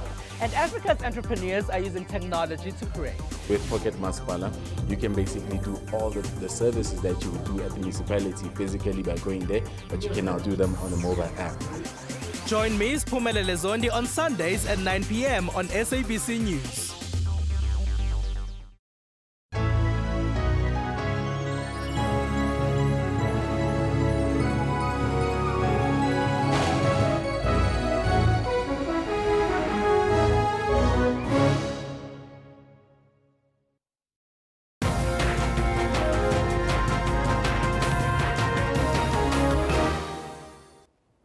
Welcome back. Nice to be with you. Of course, you're watching Newsroom here on SABC News. Now, we're going to change gears a little bit. When browsing the internet, users typically come across a secure pop-up on most internet browsers. However, this does not always mean that this browser is 100% safe, and as a result, internet users may face an increased risk to various potential threats, such as privacy concerns, cyber stalking, and identity theft, to name but a few of the threats. This is according to Celeste Buitendach, underwriter at SHA, Specialist Underwriters, who says that it is very important that people know exactly what to look out for when browsing the internet in order to avoid falling victim to internet scams like hacking or even phishing. Usually when you see that secure signal, it means that the connection between the browser and the website you are connected to is encrypted.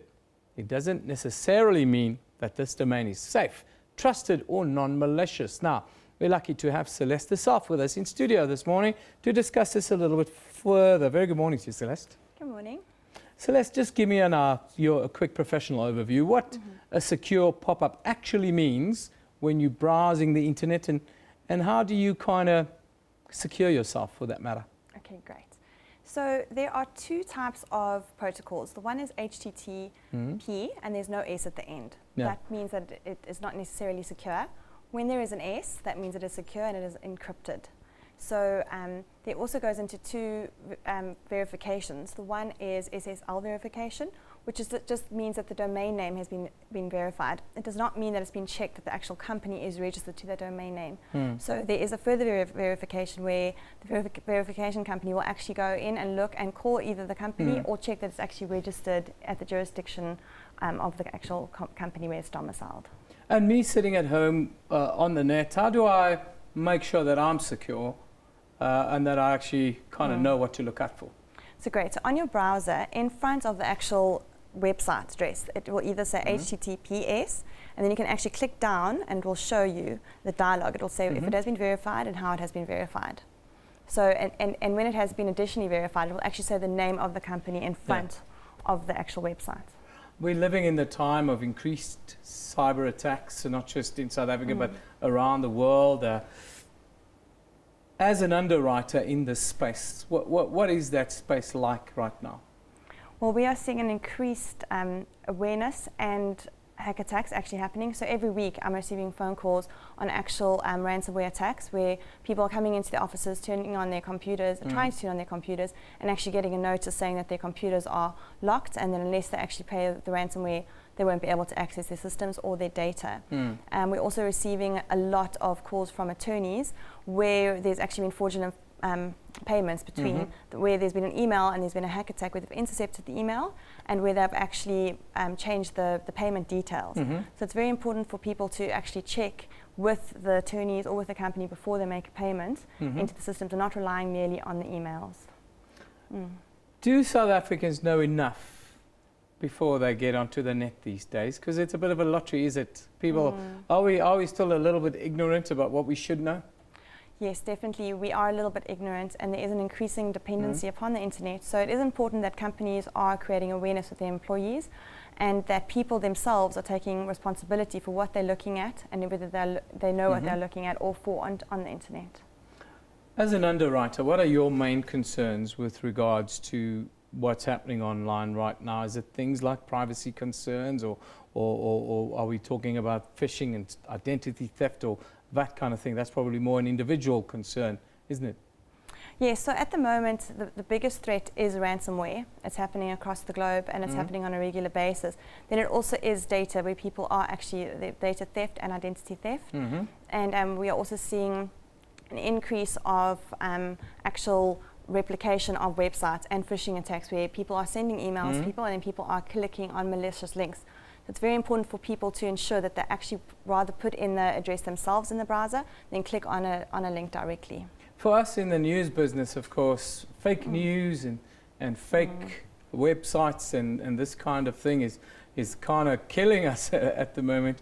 In the sort of underwriting world, are you also seeing a lot of these kind of fake websites with fake information that are leading people down the garden path? Exactly, that's exactly what people are doing, and how they're doing that is they're registering the domain names and they're not being verified. So that's why it's important for the additional verification to be done, where it's then checked whether that website is actually 100% accurate and not merely a registered domain name. And what would your key tips then be for users to safeguard themselves against this and other criminal activities online? The first thing is to ensure that your operating systems are updated, that your viruses and your patches on your software is updated. Even with the recent malware attack that took place, it was due to the actual vulnerabilities of not updating your systems.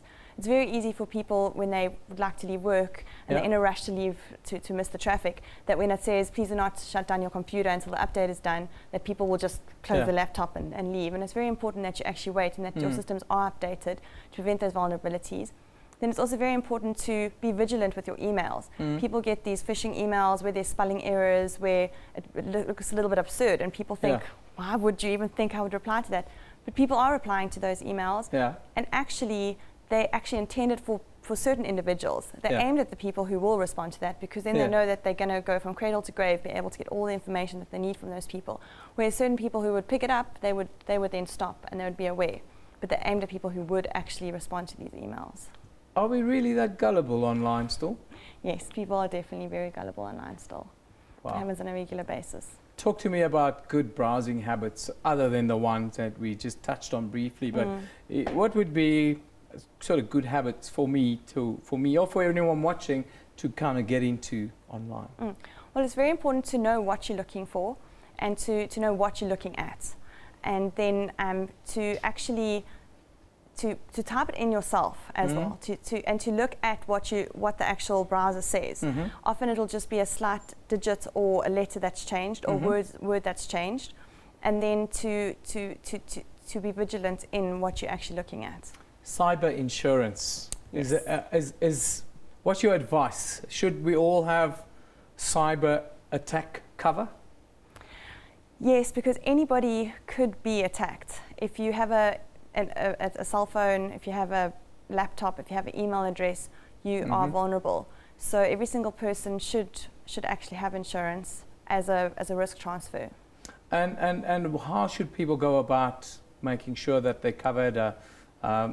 Who are the reputable sources like yourself, maybe, that people should look at? Yes, there are a few insurers in South Africa that are offering this type of coverage.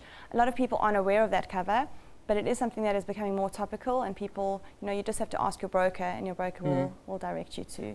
Are you more likely to be robbed online than on the streets in the world of today? That's a tough one, but probably yes. Maybe not in South Africa, but yes, it is. It is on a more global scale, and there are thousands and thousands of hackers out there. Yeah, it's easy money. It seems easy money for hackers, with so many of us not even having good habits online. We just do what we do. Celeste, thank you for coming in today and talking to us about that. That's Celeste Buitendach. She's an underwriter at SHA, specialist underwriters, and you have to secure yourself online. You can even get some insurance if you really, really want to cover yourself. We all should live in that time. We're going to take a short break. When we come back, Kendall will give you a complete sports update. Don't go away.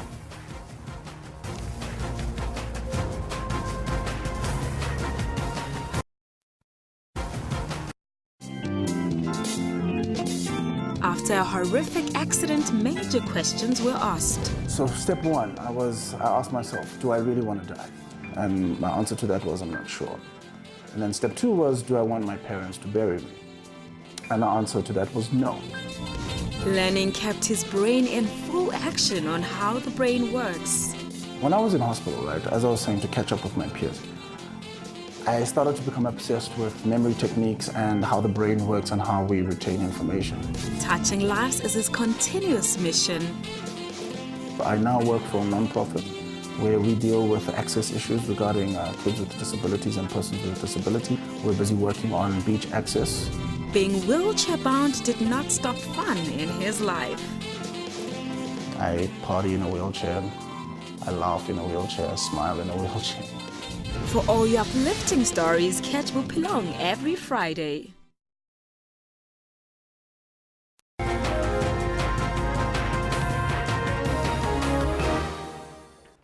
Welcome back. My name is Kendall Makhamat. You're watching Newsroom, and one of the things that Eve and I spoke about about an hour ago was about how Lions skipper Warren Whiteley has been selected to be Alistair Coetzee new captain to lead the Springboks.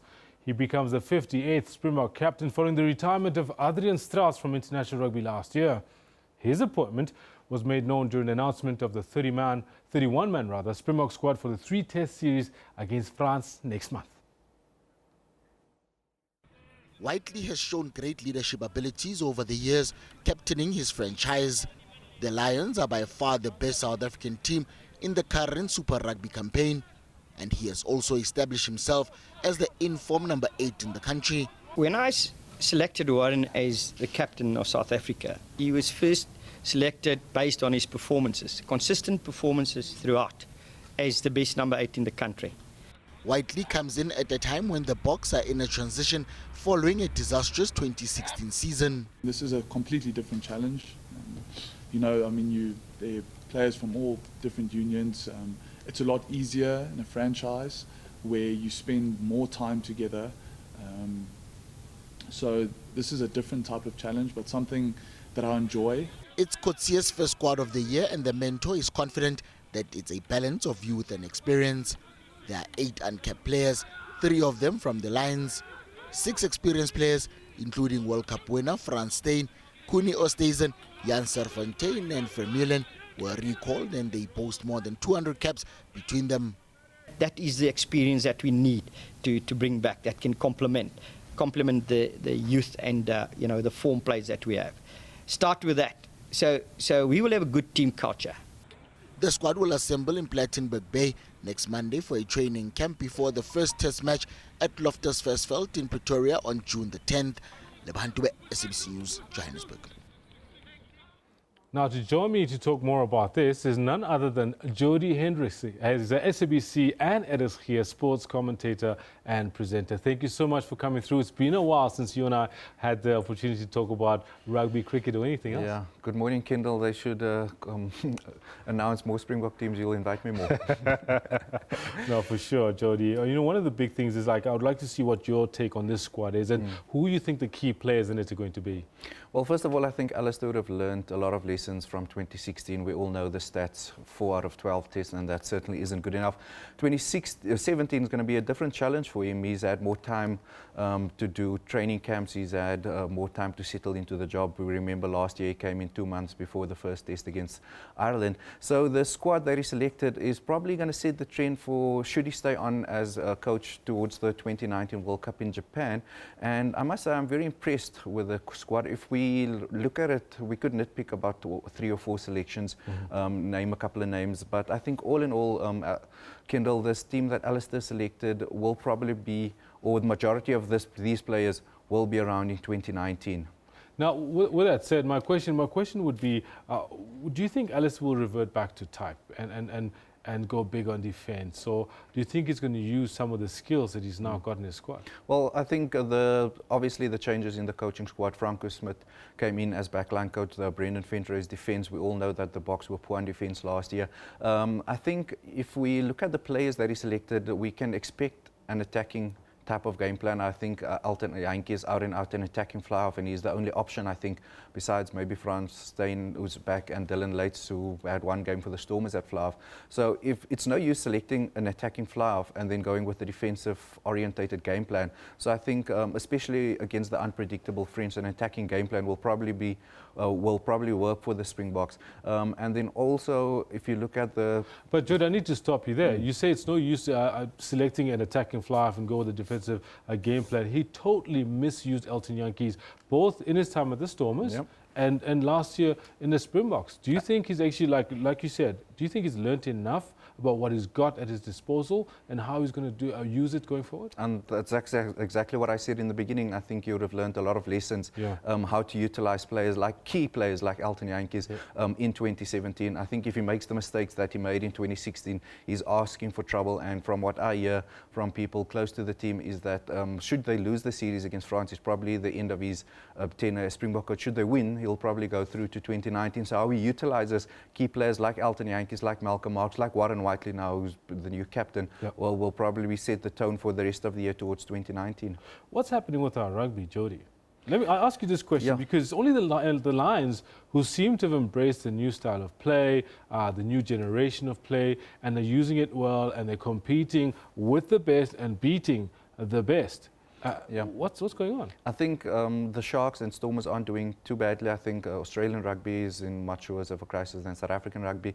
But if you look at a team like the Bulls... we compare ourselves to New Zealand and the All Blacks, not Australia, really. Yeah, but if we take, for example, a team like the Bulls, who's won the only South African team to win the Super Rugby title 3 times, and where they're at the moment, you know, you need to adapt with times. It's no use, you know, dominating rugby for 3-4 years and then losing track all of a sudden and you're finding yourself at the bottom of the log.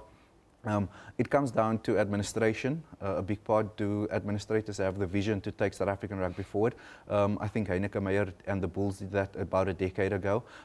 It comes down to the type of players, because remember, it's one thing replacing, for example, in Hollis Moret, the Bulls, but the new coach is still going to have the same players for a season or two. Or you can't make wholesale changes and bring in new players at the bull. So will the players be able to adapt? And I think that's also a thing we need to look at, is the quality of players we have playing in South Africa at the moment. Are they good enough to compete, like you said, with the likes of the All Blacks? And unfortunately, Kendall, the answer is no. And that's one of the challenges that Alistair Coetzee will have, not only against France, but also in the Rugby Championship later this year. Let's touch a little bit again on the Lions, because for me, they've been the standard bearer of franchise rugby for South Africa. You've mentioned the Sharks and the Stormers, how they've actually pulled up their socks of late and competed well.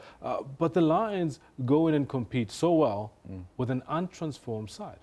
Look, what's going on there? Yeah, first of all, they've transformed the way they play. I mean, transformation to the transformation charter and racial and race and so on. That's I know you were getting there. Yeah, I'm getting there, but first of all, they transformed, and we can see the results are there every week, week in and week out, that they're giving not only South African teams a thrashing, but also teams from overseas.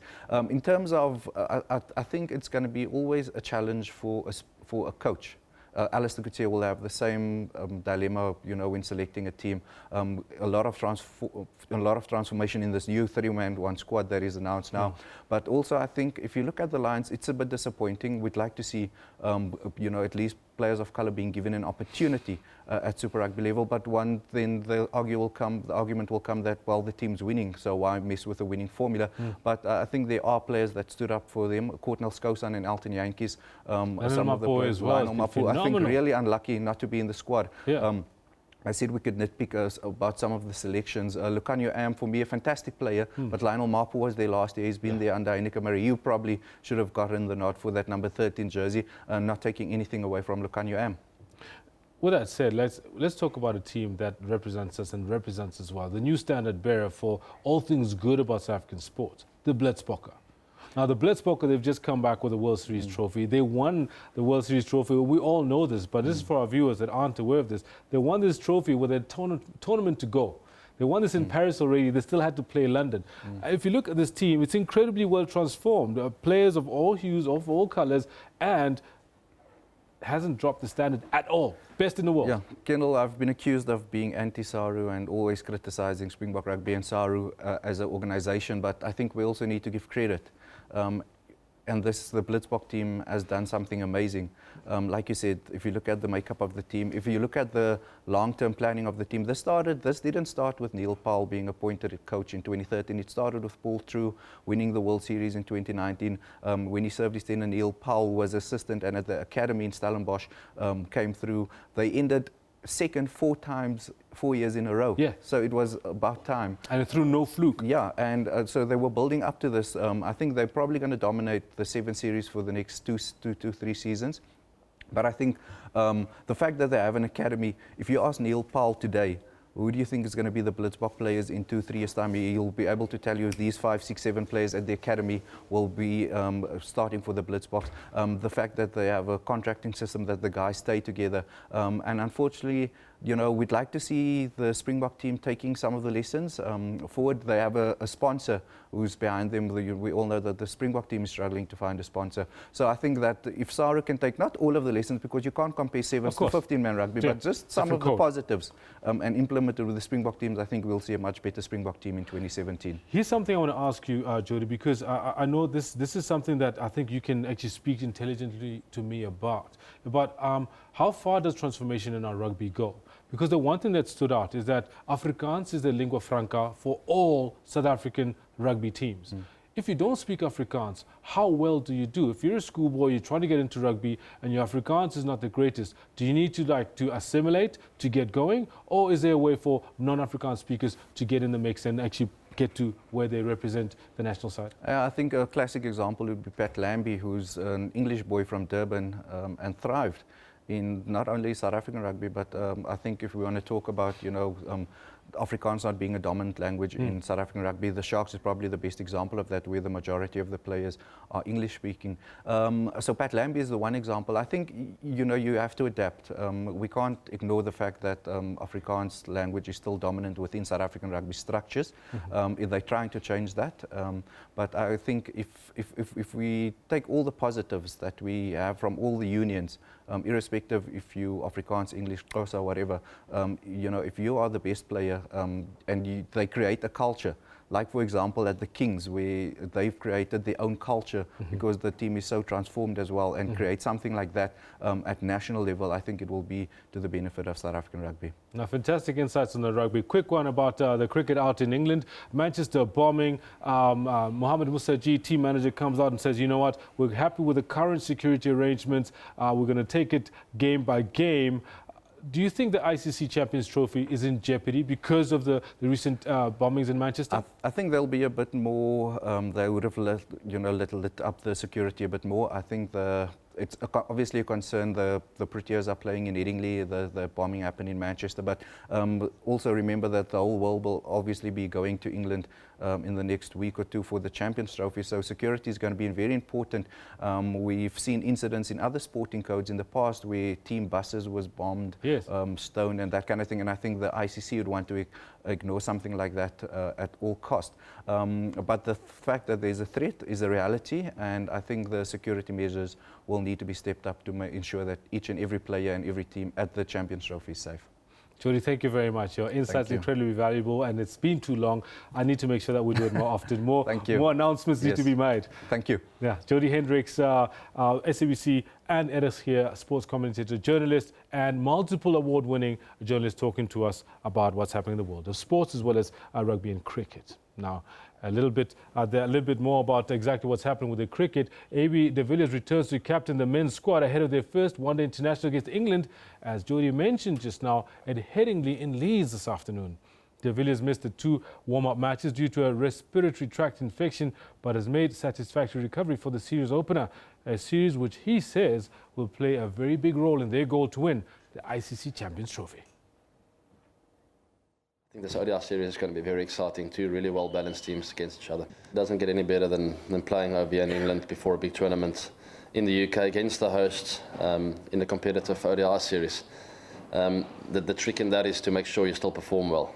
It's no use in going down and feeling low on confidence going into the tournament. So the secret for us is still to compete as well as we can and try and get out on top in the series, going into the Champions Trophy feeling like we can beat anyone in the, around the world. So that is the key, and I feel pretty confident that we can pull it off.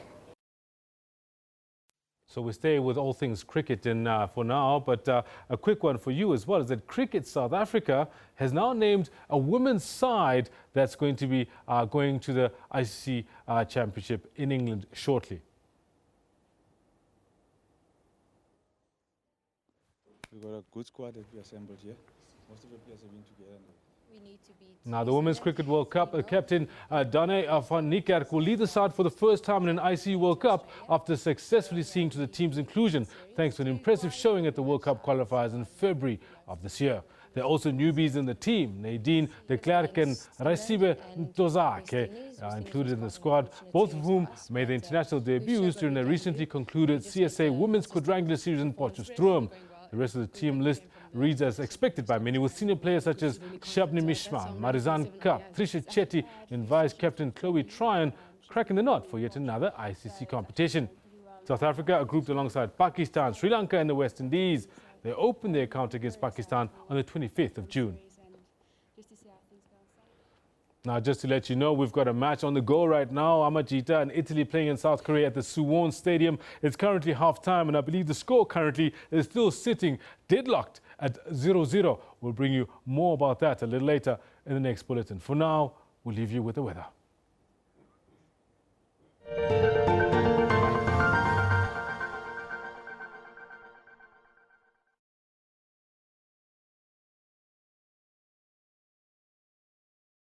But then also into Angola and places like Tanzania, still those clear skies, except for the extreme northern parts where we're seeing isolated showers, places like northern parts of Rwanda, Uganda, and also parts of Kenya and coastal areas in Tanzania. Coming back to Southern Africa, we are expecting isolated to scattered showers just over the Cape Town area, over the Western Cape, the southeastern parts of the country. And we do have also a warning for high fault fire danger indexes over the interior of the Eastern Cape today. Otherwise, most of South South Africa will experience mild weather across the interior today. Tomorrow's weather looks similar to what today is, with the clear skies across most of the interior, but the coastal areas are still persisting with rainfall, especially the south coast from about Cape Agulhas through towards Cape Town. Some isolated showers expected starting overnight into tomorrow, especially in the morning, with cloudy weather starting along the west coast into the Western Cape and Eastern Cape. Over KwaZulu-Natal, we are expecting isolated showers to be moving in from the afternoon. Just behind that front will be towards the Indian Ocean. But in the north, only expecting partly cloudy weather in places in Zambia, the southern parts of DRC and northern parts of Angola, with some isolated showers expected still over the DRC, Uganda and the coastline, the northeastern coastline of the Republic. And looking at your temperatures right now this afternoon, we're seeing that after the cold front just behind its Cape Town, it cools down to a very low maximum of 17, and so does Sutherland, but that's what we normally expect for Sutherland, very cold weather. Along the south coast, Port Elizabeth still warm at 24 with partly cloudy weather coming in later on in the afternoon. Windy conditions are expected over most of the Eastern Cape today, accompanied by those high fault fire danger indexes. When we look at KwaZulu-Natal, we're expecting a mild 30 for Durban, with a very hot 31 for Mbombela province. In the northern parts, places like Polokwane, expecting high of 26 degrees Celsius.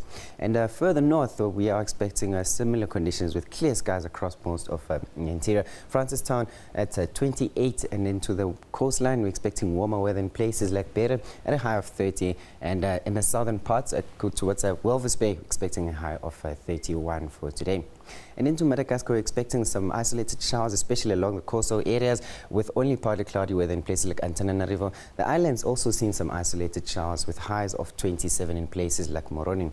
Remember, the DRC, we are expecting some isolated showers, especially over the northern parts of the DRC, with only partly cloudy weather in the south. Places like Angola, we're seeing just clear skies with the capital city of Luanda peaking at 32 degrees Celsius. In the north, places like Sudan, we're experiencing very hot temperatures accompanied by isolated showers, with Juba peaking at 36 degrees Celsius. For the north, we're expecting just clear skies over the desert, with some isolated showers in places like Sudan, Eritrea and Ethiopia. But when you look at places along West Africa, we are expecting a bit of more rainfall, especially in these areas, that you can expect today and going on into tomorrow, with partly cloudy weather stretching towards Algeria and most of the northern continent, while places like Libya, Egypt, Niger sees clear skies and have been seeing a bit of clear skies for the past couple of days. I'll leave your weather here for now, but stay tuned to SABC News.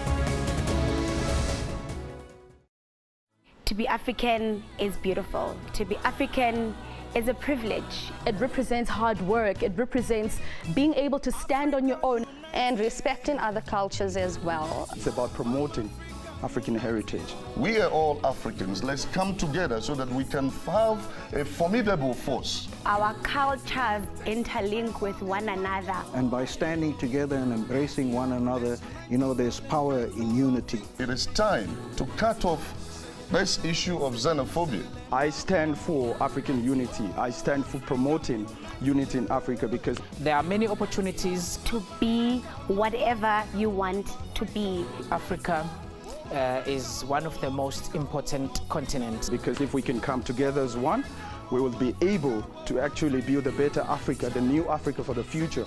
And if we unite our hearts and our minds together and we go forward, we will conquer. So let us all arise and be proudly African. Being an African is who I am right now. I'm proudly African. I love Africa. Wishing you all a very happy Africa Month. One love.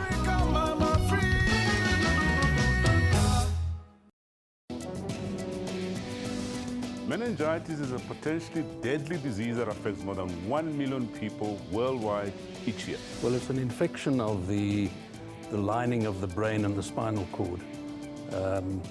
And it's caused by a variety of bacteria. And also, importantly, with fungal meningitis, there's no transmission from person to person. In South Africa and elsewhere in the world, the ministries of health etc. have recognized this as an important disease to prevent. And vaccines have been introduced into immunization, routine immunization programs. It's really important to prevent, and the best way to prevent is to have people know their HIV status, start antiretroviral treatment as soon as possible. For all your health news, join Health Talk every Saturday from 9 to 10.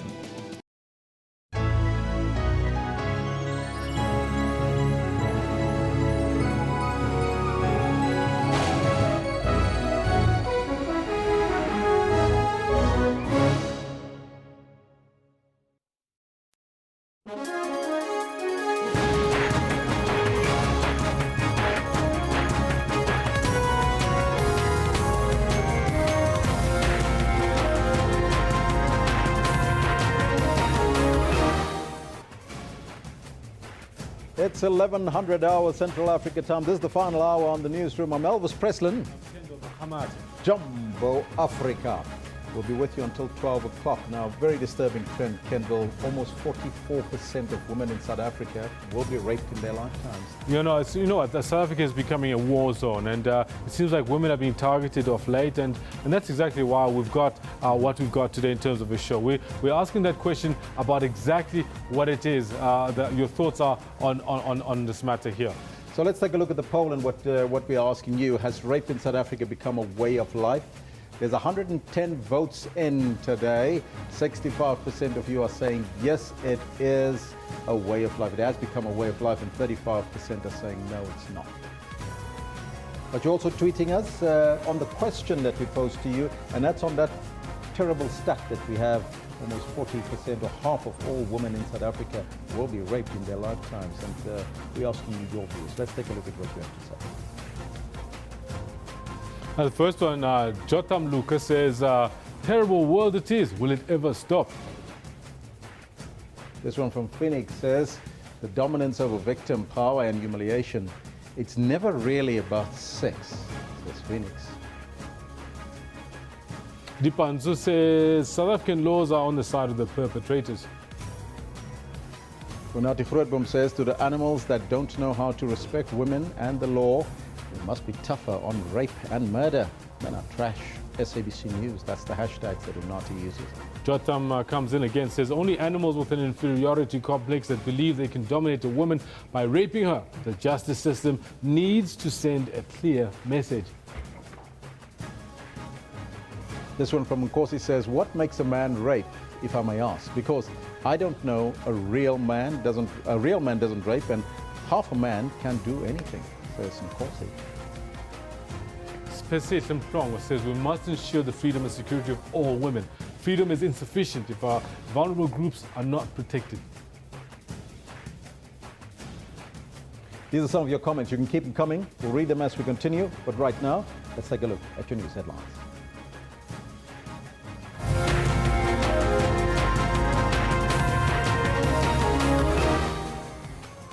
Voting is underway in Ngutu in northern KwaZulu-Natal in a closely watched by-election today. Murder accused Sandile Mantsu is expected to appear in court in connection with the death of Karabo Mukwena. And the case against a 40-year-old man accused of murdering 3-year-old Courtney Peters has been postponed until August in the Goodwood Magistrates Court. Those are your headlines. So before we get to the news, let's find out from Kendall what's happening on the sports room. Elvis, thank you very much. Good morning to you. This is what we've got lined up for you in the sports today. Ahead of the first ODI against England, the Proteas team manager says they're happy with the security arrangements. As things stand, I'm comfortable with the arrangements, but hopefully we'll need to see what plans are put into place at some of the other cities. And still in the shadow of the Manchester bombing, respect for the departed is shown by both sides amid increased security for the Europa League final.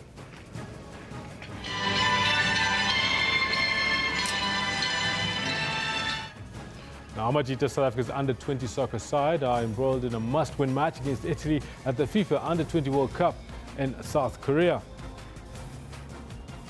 Now, I'll have you know they've just come back from half-time, and Italy went into the break a one-goal lead to the good against South Africa. There's some live visuals from the match coming to you right now as we watch this, and we'll bring you more details later on at 11:35.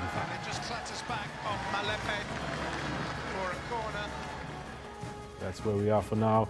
Back now to Elvis, who's got the news. Thank you, Kendall. Top story this hour. Voting in Mutu in northern KwaZulu-Natal has started in a closely watched by-election. Political parties have all campaigned strongly in the area in the past few days. The municipality was dissolved in February after it failed to elect office bearers due to political infighting. The IEC in the province says it's ready to receive over 80,000 eligible voters at more than 100 voting stations in the 17 wards. Another crucial by-election will also take place in Ward 7 in Beaufort West in the Western Cape today, following the resignation of the DA mayor earlier this year. The Democratic Alliance and the African National Congress each won 6 seats in last year's local government elections, but the DA took power after it formed a coalition with the Karoo Democratic Force. The ANC says it's not satisfied with representations by Eskom and the Public Enterprises Minister Lynn Brown in Parliament on the reinstatement of the CEO Brian Molefe, and says it could amount to perjury. Now, there's been a huge public outcry after the Eskom board resolved to bring Molefe back instead of paying him a 30 million rand pension payout. The Eskom board insists that Molefe never resigned from the power utility, but was rather on unpaid leave. The ANC says this doesn't tally with the letter written by Brown in November last year saying that she had appointed Machela Koko as Eskom's acting CEO following Molefe's resignation. ANC national spokesperson Zizi Kodwa says they're calling on government and parliament to act. We find that quite strange because if you are on unpaid leave, there is no way you can take another job. And therefore, on the basis of the 2 letters, his letter, Mr. Molefe, and the letter of the minister confirming that he had left the power utility, the suggestion from Northwest, it could only make sense on the basis of 2 letters that he can now be a member of parliament. And we think that the latest development are very disingenuous. They are worrying us. That's why we continue like we did last week to direct our government to deal with this issue decisively. And the only way to deal with this issue decisively is to rescind and to withdraw that decision or to reverse it.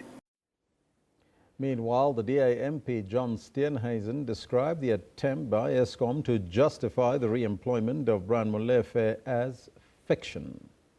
Steenhuisen said this during an earlier interview with SABC News. Mr. Molefe is not a fit and proper person to be the CEO of Eskom. He has a massive cloud hanging over his head arising from the state capture report. He has made zero effort to clear his name. He has not challenged the report in court or the findings of the public protector in this matter, as any person who really felt aggrieved by the findings would naturally do. Therefore, it is my contention, the contention of the Democratic Alliance, that the findings made and the recommendations made by the public protector are in fact truthful. And that's why Mr. Molefe has not headed to court to challenge them. Even if Mr. Molefe had not given Mr. Ngubane a formal letter of resignation, the moment he got sworn in as a member of parliament, he tacitly resigned as the head of Eskom. You can't, the constitution is very clear at section 47, you can't be a state employee and a member of parliament at the same time. It's unlawful and illegal. Therefore, Eskom needs to stop this fiction that Mr. Molefe was still an employee of Eskom. He was not. He had resigned, he had taken up a seat in Parliament, he had taken the oath of office to abide and uphold the Constitution and the law of the Republic of South Africa. Yeah. He was no longer an employee of Eskom. This nonsense about long leave, This nonsense about unpaid leave is a complete fiction created by Mr. Ngubane and the board to try and justify their illegal, unlawful and reckless behaviour by appointing an unsuitable person to head Eskom.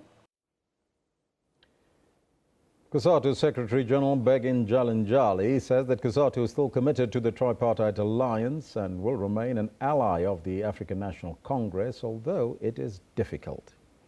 Speaking to SABC News this morning, Jalinjali also admitted that the relationship with the ANC is at a low level. Independent organization, we have to sort it out ourselves.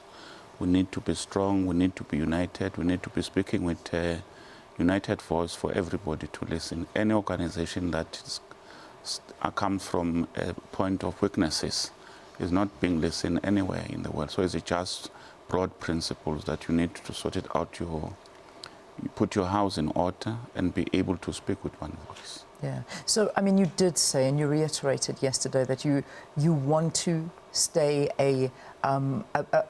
your commitment to the tripartite alliance and that you will remain an ally of the ANC and a very firm ally. Surely it's difficult, though, with the tensions at the moment. No, it is difficult, and I think both Cosatu and the ANC accept that the relationship is at very low levels since President Zuma has taken up. It reminds us the 2002 when there was a time that under Mbeki the relationship was very bad. So I think we're at that stage where we need to be honest to one another and be able to speak the truth and what our interests, the interests of our members are, and be able to communicate that to the ANC ambiguously. Yeah. I suppose one of the questions that need to be asked is that, are workers still the lifeblood of Cosatu? Because many feel that it's too political and the workers get second prize. Not at all. I mean, if you look to our previous meeting, even in terms of arranging our debate, in a 3-day meeting, we spend about 75% of our engagement on the organization, on the socio-economic, and addressing the issues of members. Politics, of course, is part and parcel of that issues from the Cosatu founding principle that we're going to be trade unions that is engaged even outside of the shop floor issues. The man accused of murdering Karabo Mokoena from Deep Kloof in Soweto is currently in court to apply for bail in the Johannesburg Magistrates Court. 27-year-old Sandile Montswe, who was Mokwena's boyfriend, has been charged with premeditated murder and defeating the ends of justice. The 22-year-old's burnt body was discovered in an open veld in Lyndhurst, north of Johannesburg. She had been reported missing by her family last month. Mokoena was laid to rest on Friday last week. The case against a 40-year-old man accused of murdering 3-year-old Courtney Peters has been postponed until August in the Goodwood Magistrates Court. The postponement is aimed at allowing for further investigation and for the suspect to consult with his new legal representative. Earlier, the courtroom was packed to capacity with community members, while crowds also gathered outside. Peters' body was found in a shallow grave in Epping after she had gone missing for more than a week from her home in Elsie's River on the Cape Flats. A large police contingent was deployed to the court this morning. British Prime Minister Theresa May addressed the media just a moment ago following the Manchester terror attack. May has urged the British public to be vigilant at all times. She also says there will be an increment in law enforcement officials in public spaces. It remains the case that, other than the terrorist himself, 22 people were killed in the attack.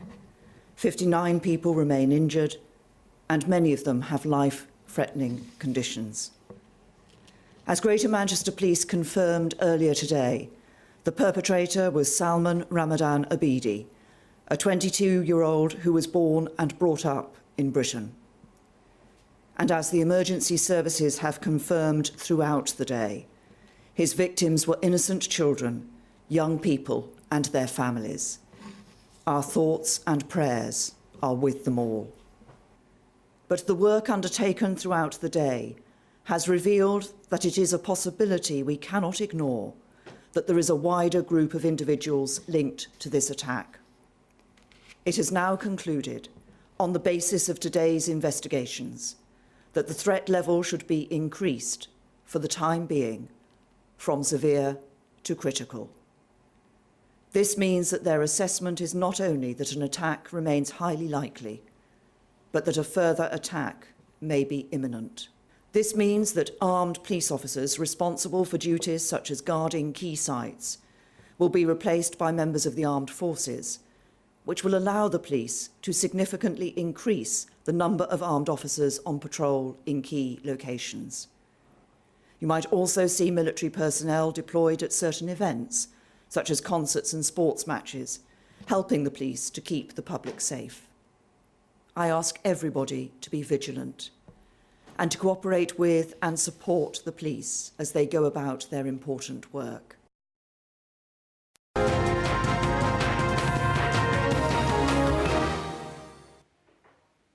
The African Christian Democratic Party, the ACDP, believes that Christian values should remain in schools because the Constitution promotes freedom of religion. The organization is also calling for unity for the sake of religious freedom and for the sake of keeping the gospel free in South Africa.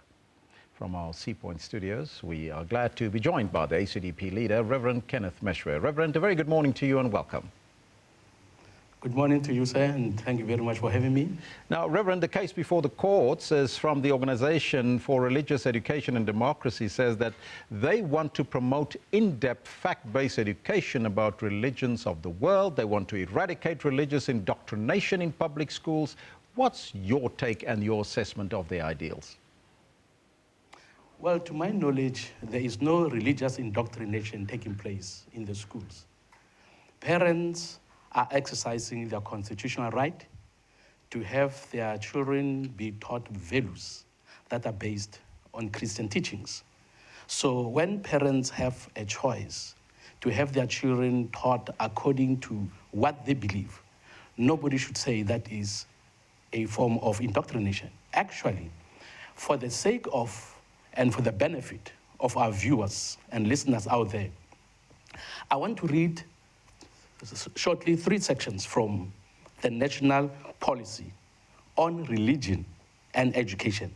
Section 7 says, this policy links religion and education with new initiatives in cultural rebirth, moral regeneration, and the promotion of values in our schools, full stop. Then religion can play a significant role in preserving our heritage, respecting our diversity, and building a future based on progressive values. That's Section 7.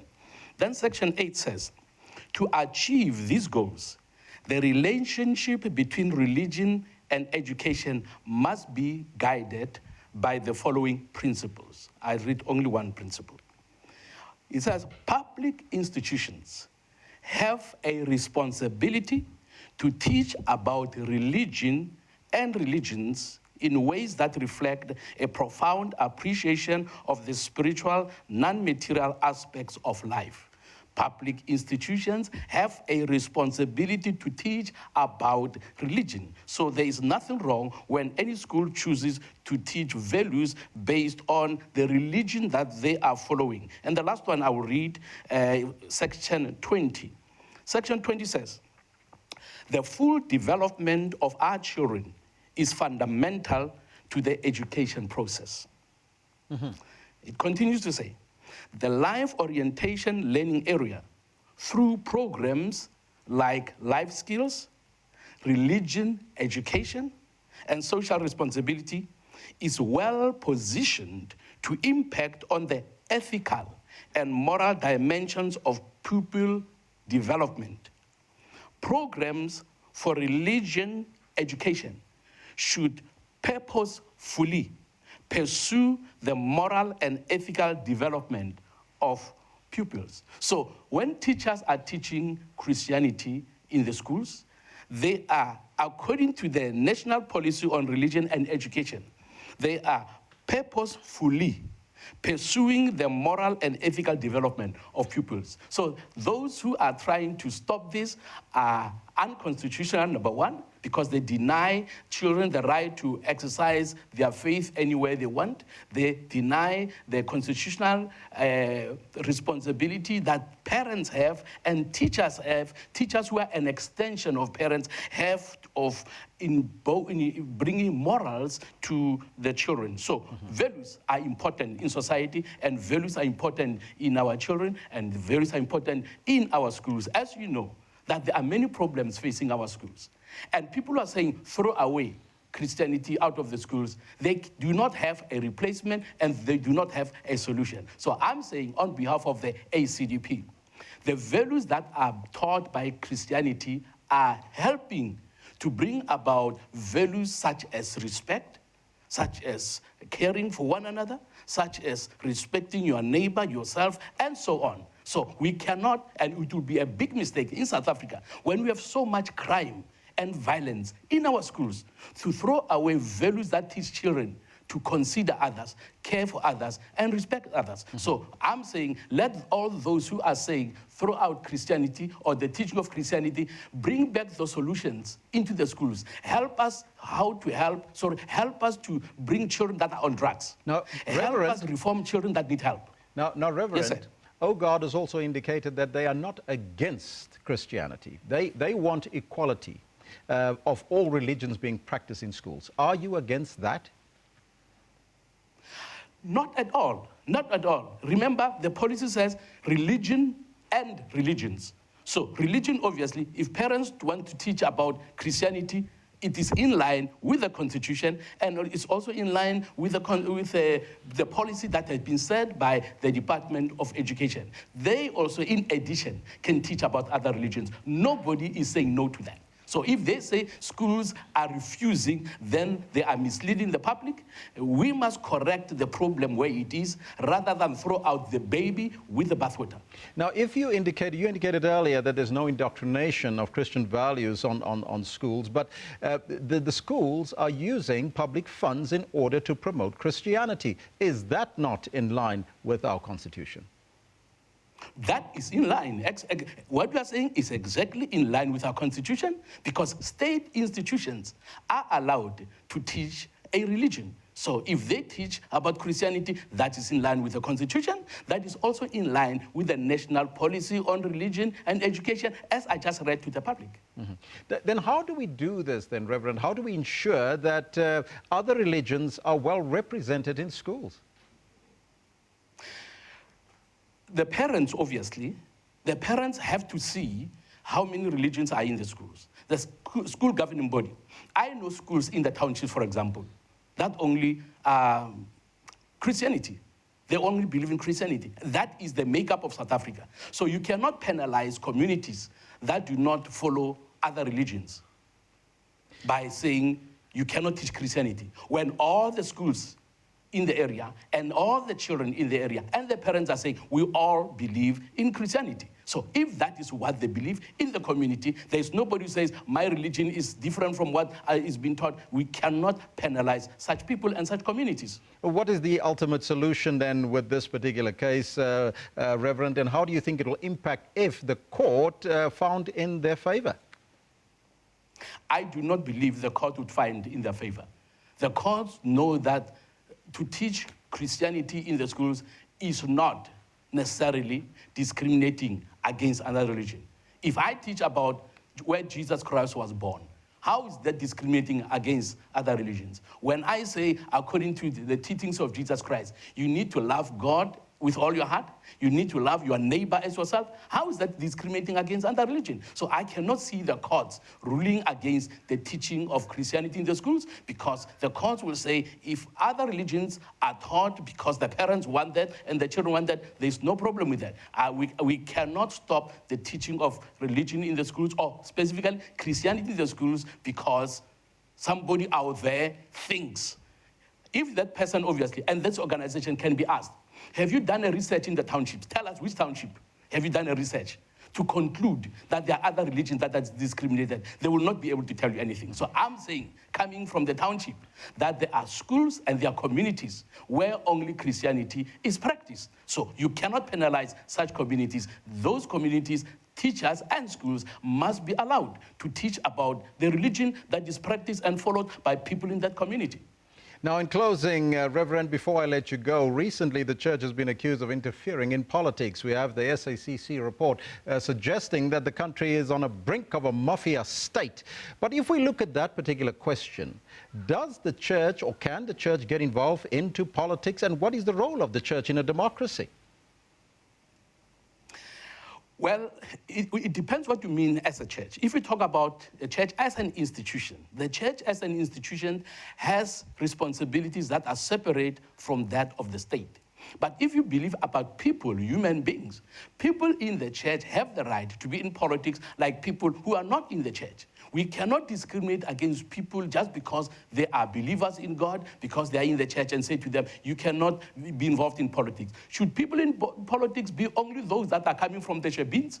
People who don't believe in God? Is that what you're saying? But I'm saying every South African, regardless of where they come from, if they come from churches, if they believe in God, they must be treated equally, and they must also be able to participate and practice their faith in every area of life, including in politics. I'm a Christian who's in politics, and obviously I do not bring church doctrines in politics. I would have been called to order. You know, when you do things like that, speak also order, order. I've never been called to order in parliament because I do not bring church doctrine into politics. But as a Christian, I bring values, and I bring values that are based on my faith. That's what I'm promoting. And those values are helping to build a better South Africa. If majority of South Africans would actively practice the values that we are being taught in the Word of God, for example, South Africa would be a nicer place, would not have too many women who are raped and killed and murdered all this time, would be living in peace, respecting one another as neighbors, if we strictly followed the teaching of the Word of God. That's why I promote that Christians and church leaders, whether they're at home or in parliament, they should be allowed to voice out their beliefs and their values. That will help build a better, prosperous South Africa. Hallelujah. Thank you so much, Reverend, for your time and joining us in our Cape Town studios. My pleasure, sir. Have a lovely day. That was from our Sea Point studios, the ACDP's leader, Reverend Kenneth Meshwe.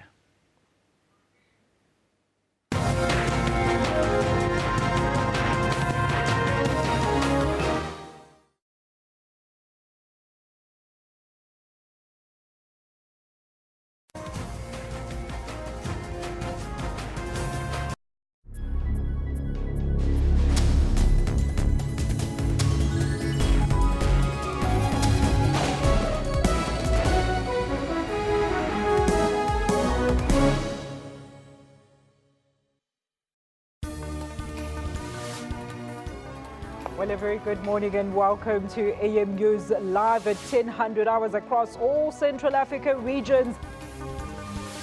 A fitting send-off for a revolutionary giant, a life dedicated in service of the people. The result means that the Swallows are out of the ABC Municipal League and drop to the amateur fourth tier of South African football, the SAB League. Tune in on AM News every Saturday and Sunday from 10 hours.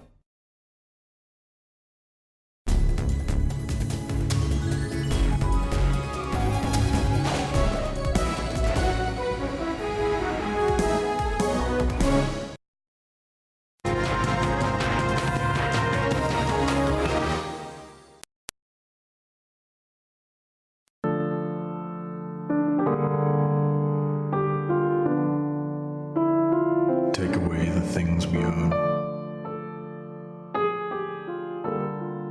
The houses, the clothes, the cars. Take away the people, all the jabbering and the dinner dates and the handshakes. And if I go in that room and it's madness, if there's nothing in the basement of my stripped mind but madness, well, hell, won't that be a trip?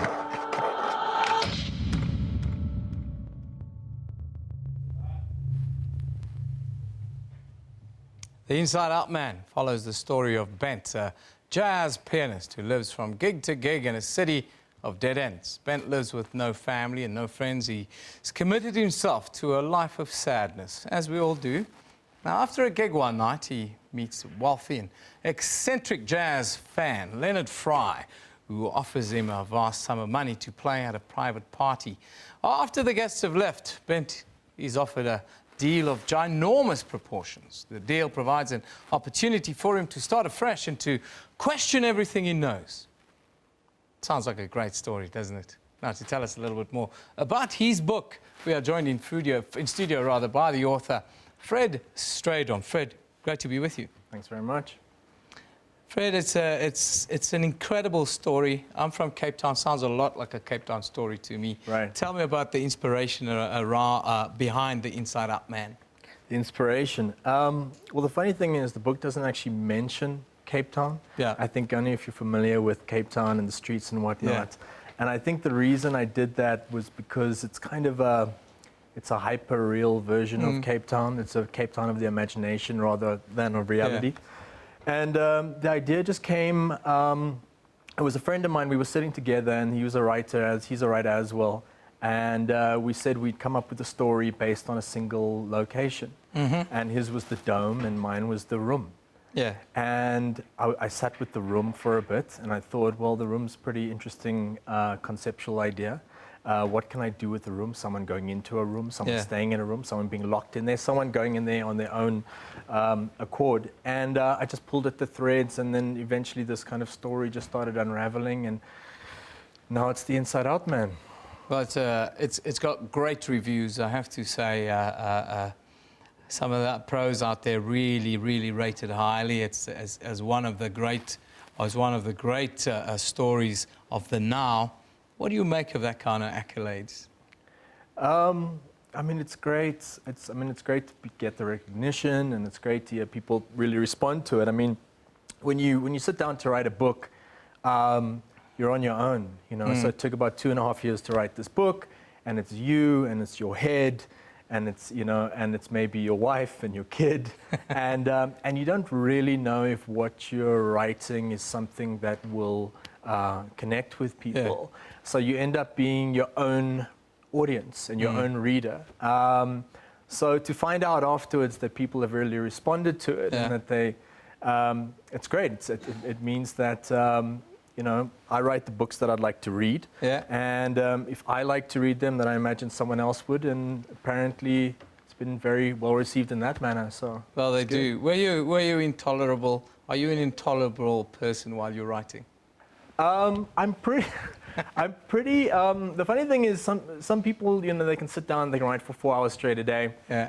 I've got a very busy life, so I work in, production, and I've got a wife and a very young son. So I try to squeeze my writing in between everything else. So 5 minutes here, a lunch break, 2 in the morning, 3. I try not to, afflict anybody too much with my writing. The story, just give me. And I always hate people to tell me the story in their book, but if there's a moment, if there's something that will touch the soul of all of us, that connects all of us, what would it be in the Inside Out Man then for you? The funny thing is, I've got this feedback from people that it's a story about privilege, and it's a story about power, and it's a story about survival. I also think it's a story about madness, really. Yeah. And I think that even the banner at the bottom of the screen, the world's a kind of a mad place right now, and it's kind of overwhelming, and we don't really know how to deal with the kind of overwhelmingness of how mad the world is. Yeah. And we kind of live in a world where it seems that not even reason and rationality are weapons for madness. When you have political analysts trying to make sense of presidents who say mad things. It's like trying to put out a fire with an algorithm. And I think that the main character identifies that the world has become this overwhelmingly mad place. Yeah. And he resorts to locking himself in a room for a year as a form of an alternate form of madness that he has control over, and that works according to his rules. So I think it's really a book of the times. We live in very dark times. Yeah. But I think the great thing about fiction and the great thing about film is that the darkness of reality ends up being baggage we carry with us, but we can really channel our fear and anxiety into our fiction in a cathartic way. You studied media and film, and you're quite a good-looking oak. I thought you'd be an actor coming from Cape Town. Anyhow, are we going to see this becoming a movie? Are we going to see this book maybe even start out as a play maybe first and then go on to the big screen? It's been optioned already for film adaptation in LA, so can't say too much about that, but that's all happening. And also, you know, I'm very much involved in film and production. The trailer that we just saw was directed by myself and Henk van Leeuwen from Witch and Wizard Productions. And we're also just seeing how we can make storytelling more accessible, you know. It's no good great stories hiding in books and shelves. We want to get them out there, and we can do that through books, we can do it through film. So that's really what we're aiming to do. What's next for Fred Strydom? Fred Strydom. When I saw the name, it's a lot like my struggle with a fully Afrikaans name, and people see you as like, oh, are you? Are you Fred Strydom? What's next for you, man? What's next for me? Firstly, people tend to think I'm a 60-year-old Afrikaans white guy, and like, who's this guy? And I don't always dress like this. Sometimes it's just a hoodie. Like, you wrote 2 books. I've got a 3rd book that I'm working on. Hopefully that'll be done by the end of next year. And like I said, I've written a screenplay for a film that we want to get into development. Books, film, it's going to be storytelling one way or another. Fred, thanks for coming in today and sharing this book with us. Fred Strydom's book, it's called The Inside Out Man. Yes, and it's about madness a little bit, something that I can identify with, having struggled with it my whole life. Fred, it's a great literary work, and if you really want to read something special in the months and the weeks and months to come, don't miss it. All the great bookstores around the country, The Inside Out Man, Fred Strydom, and he's not a 60-year-old white guy. He's actually a young Cape Town guy, and it's written about, well, one of the passions in the mother city, which of course is jazz.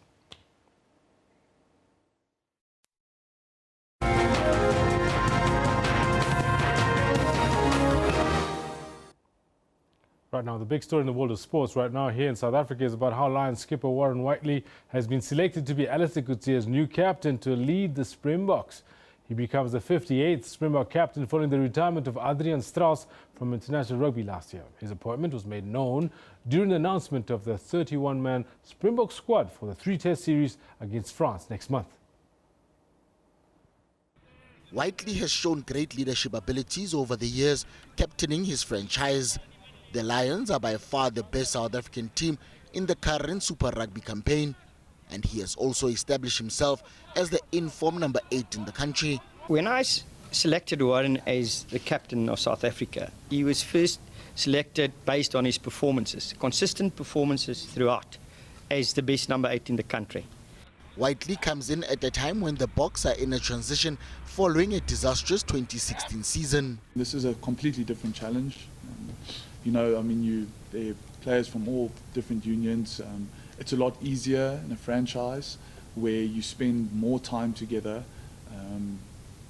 So this is a different type of challenge, but something that I enjoy. It's Coetzee's first squad of the year, and the mentor is confident that it's a balance of youth and experience. There are 8 uncapped players, 3 of them from the Lions, 6 experienced players, including World Cup winner Frans Steyn, Koenie Oosthuizen, Jan Serfontein and Vermeulen were recalled, and they boast more than 200 caps between them. That is the experience that we need to bring back, that can complement the youth and you know, the form players that we have. Start with that. So we will have a good team culture. The squad will assemble in Plettenberg Bay next Monday for a training camp before the first test match at Loftus Versfeld in Pretoria on June the 10th. Lebantube, SABC News, Johannesburg. As AB de Villiers returns to captain the Standard Bank Proteas in the first one-day international against England at Headingley in Leeds today, the Proteas have extended their condolences and sympathy to the victims and families of those affected by the bombing incident in Manchester. Proteas team manager Dr. Mohamed Musaji said even though the team is feeling a little jittery after the bombing in Manchester, they would stay on for now. Our thoughts and prayers are with the people of Manchester. Last night is both abhorrent and despicable. Unfortunately, terrorism is a worldwide problem, and civil society being held ransom to such cowardly acts is unacceptable. And as you can understand, we have some genuine concerns. The players are uneasy. As AB mentioned, there was a lot of chatter at the breakfast table. But I'm happy to say that we've had constant communication from the ECB and the security manager. There has been some assurances and guarantees put in place that the security arrangements currently as they stand will be supplemented starting basically today. There's a heightened sense of awareness and of the security situation. We've been told there'll be more visible policing at the stadiums, at practice sessions, as well as the hotels that we'll reside at. The hotel that we'll stay at when we're in Manchester for the last test match is literally a walking distance away from where the events unfolded. So there has been some genuine concerns, and as I've said, I think the process has started to make sure that the players are reassured that arrangements are being made to try and keep them safe. You can never predict what's going to happen and how events are going to unfold, but as things stand, I'm comfortable with the arrangements, but hopefully we'll need to see what plans are put into place at some of the other cities. Also going to England will be Cricket South Africa's women's team.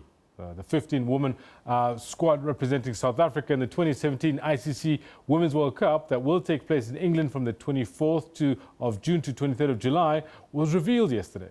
The Women's Cricket World Cup kicks off just 6 days after the ICC Champions Trophy concludes and will also be hosted in England. Now, Captain Dane van Niekerk will lead the side for the first time in an ICC World Cup after successfully seeing to the team's inclusion thanks to an impressive showing at the World Cup qualifiers in February of this year. There are also newbies in the team. Nadine de Klerk and Raisi Bentozake are included in the squad, both of whom made their international debut during the recently concluded CSA Women's Quadrangular Series in Potchefstroom. The rest of the team list reads as expected by many, with senior players such as Shabnim Ismail, Marizan Kapp, Trisha Chetty and vice-captain Chloe Tryon cracking the knot for yet another ICC competition. South Africa grouped alongside Pakistan, Sri Lanka and the West Indies. They opened their account against Pakistan on the 25th of June. Now, security is on high alert in Stockholm ahead of tonight's Europa League final between Manchester United and Ajax Amsterdam after the suicide bomb attack in Manchester that killed 22 people. Ajax coach Peter Bosz says that Europa League final should have been a football feast, but has inevitably been overshadowed by the bomb attack in Manchester. Bosz offered his condolences and those of the Dutch club to the victims and their families of Monday's attack. UEFA announced that the game will be preceded by a minute of silence for the victims and that the planned opening ceremony will be scaled back. Bosz believes that when the game finally gets underway, his young side can impose their style of play against one of Europe's great clubs. I think we only have a chance to beat Manchester if we can play our own game. We have a way of playing developed this season, which I always call the Ajax way of playing. So if tomorrow we are capable to play our way, we have a chance. Sweden suffered an attack in April when a truck drove into a crowd, killing 5 people. We've already been on such a top level on the security work. We have done a lot of things, and we have this kind of happenings in our plans. And the police has it in the plans. You know, the Stockholm was a terrorist attack in April the 7th. So I really feel that the impact of Manchester will not do us to work another way that we have planned before. Manchester United arrived in Stockholm on Tuesday and immediately went for a walk on the Friends Arena pitch. It will not be easy for Jose Mourinho and his players to adopt a business-as-usual approach after Monday's atrocity, and the mood in Stockholm is subdued. Some players took to Twitter and sent messages of condolences. And a statement from Mourinho explained the decision to excuse himself from media obligations. Perhaps Mourinho will try to lift his players by encouraging them to believe they can bring the trophy back to Manchester and dedicate it to the city. The Manchester United-Ajax Amsterdam clash kicks off at 8:45 p.m. Mduduzi Ndlovu, SABC News. Right now, a little earlier, we spoke about how Amajita are playing a must-win match against Italy at the Under-20 FIFA World Cup out in Suwon, South Korea. They went into the break 1-0 down between themselves and Italy. Italy has scored another goal since then, and it seems as if it's going to be very difficult for Amajita to come back from this 2-0 down. And currently, we're sitting in the 88th minute of the match. And tell you what, it's going to be incredibly difficult for Amajita to come back from this. What, they're going to score 3 goals in 2 goals or 3 goals in 2 minutes? No. Tell you what, it seems as if we're looking at a side that's going to be coming home as soon as they play, as soon as they're done playing the next match. Something we in South Africa have unfortunately become used to. Our national sides playing the first round and then coming back home. Let's take live comments. Coming up in about an hour and a quarter. Here's Marjaman finding Singh. Singh nicely down the line to Modise. Modise needs to measure his cross here. It's a good header away by Popolaro.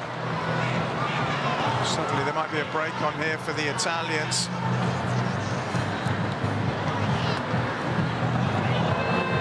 Running field there was by the sub who's just come on, Vitale. Here's Mbata with a flick, trying to release Galwa. He's gone over in a heap on the edge of the penalty area, but nothing's going to be given for that. 2 minutes to go, plus stoppage time.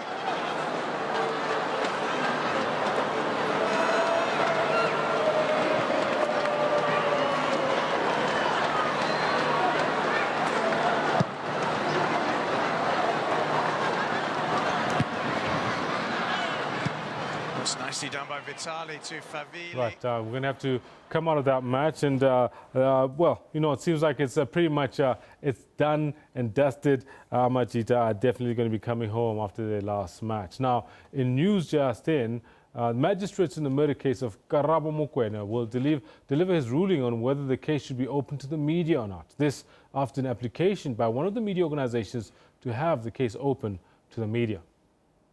And staying with other news that has just come in, another ANC councillor in KwaZulu-Natal has been shot and killed. Mduduzi Shibasi was gunned down while arriving home at Ogugwini in Mzumkulu last night. He's the third ANC leader to be killed in Mzumkulu in 2 months. Former Mzumkulu Municipal Speaker Kaya Tobela and Councillor Kaya Mngaba were killed in April. Police say the move for the murder is unknown at the moment. And on those 2 tragic notes, well, that tragic note, that's where we leave it for today. Thanks very much for joining us on Newsroom. Come and visit with us again tomorrow morning from 9 a.m. until midday. From me and the crew and production team that brought this to you live from Auckland Park, Johannesburg. Thanks very much. Listening soon.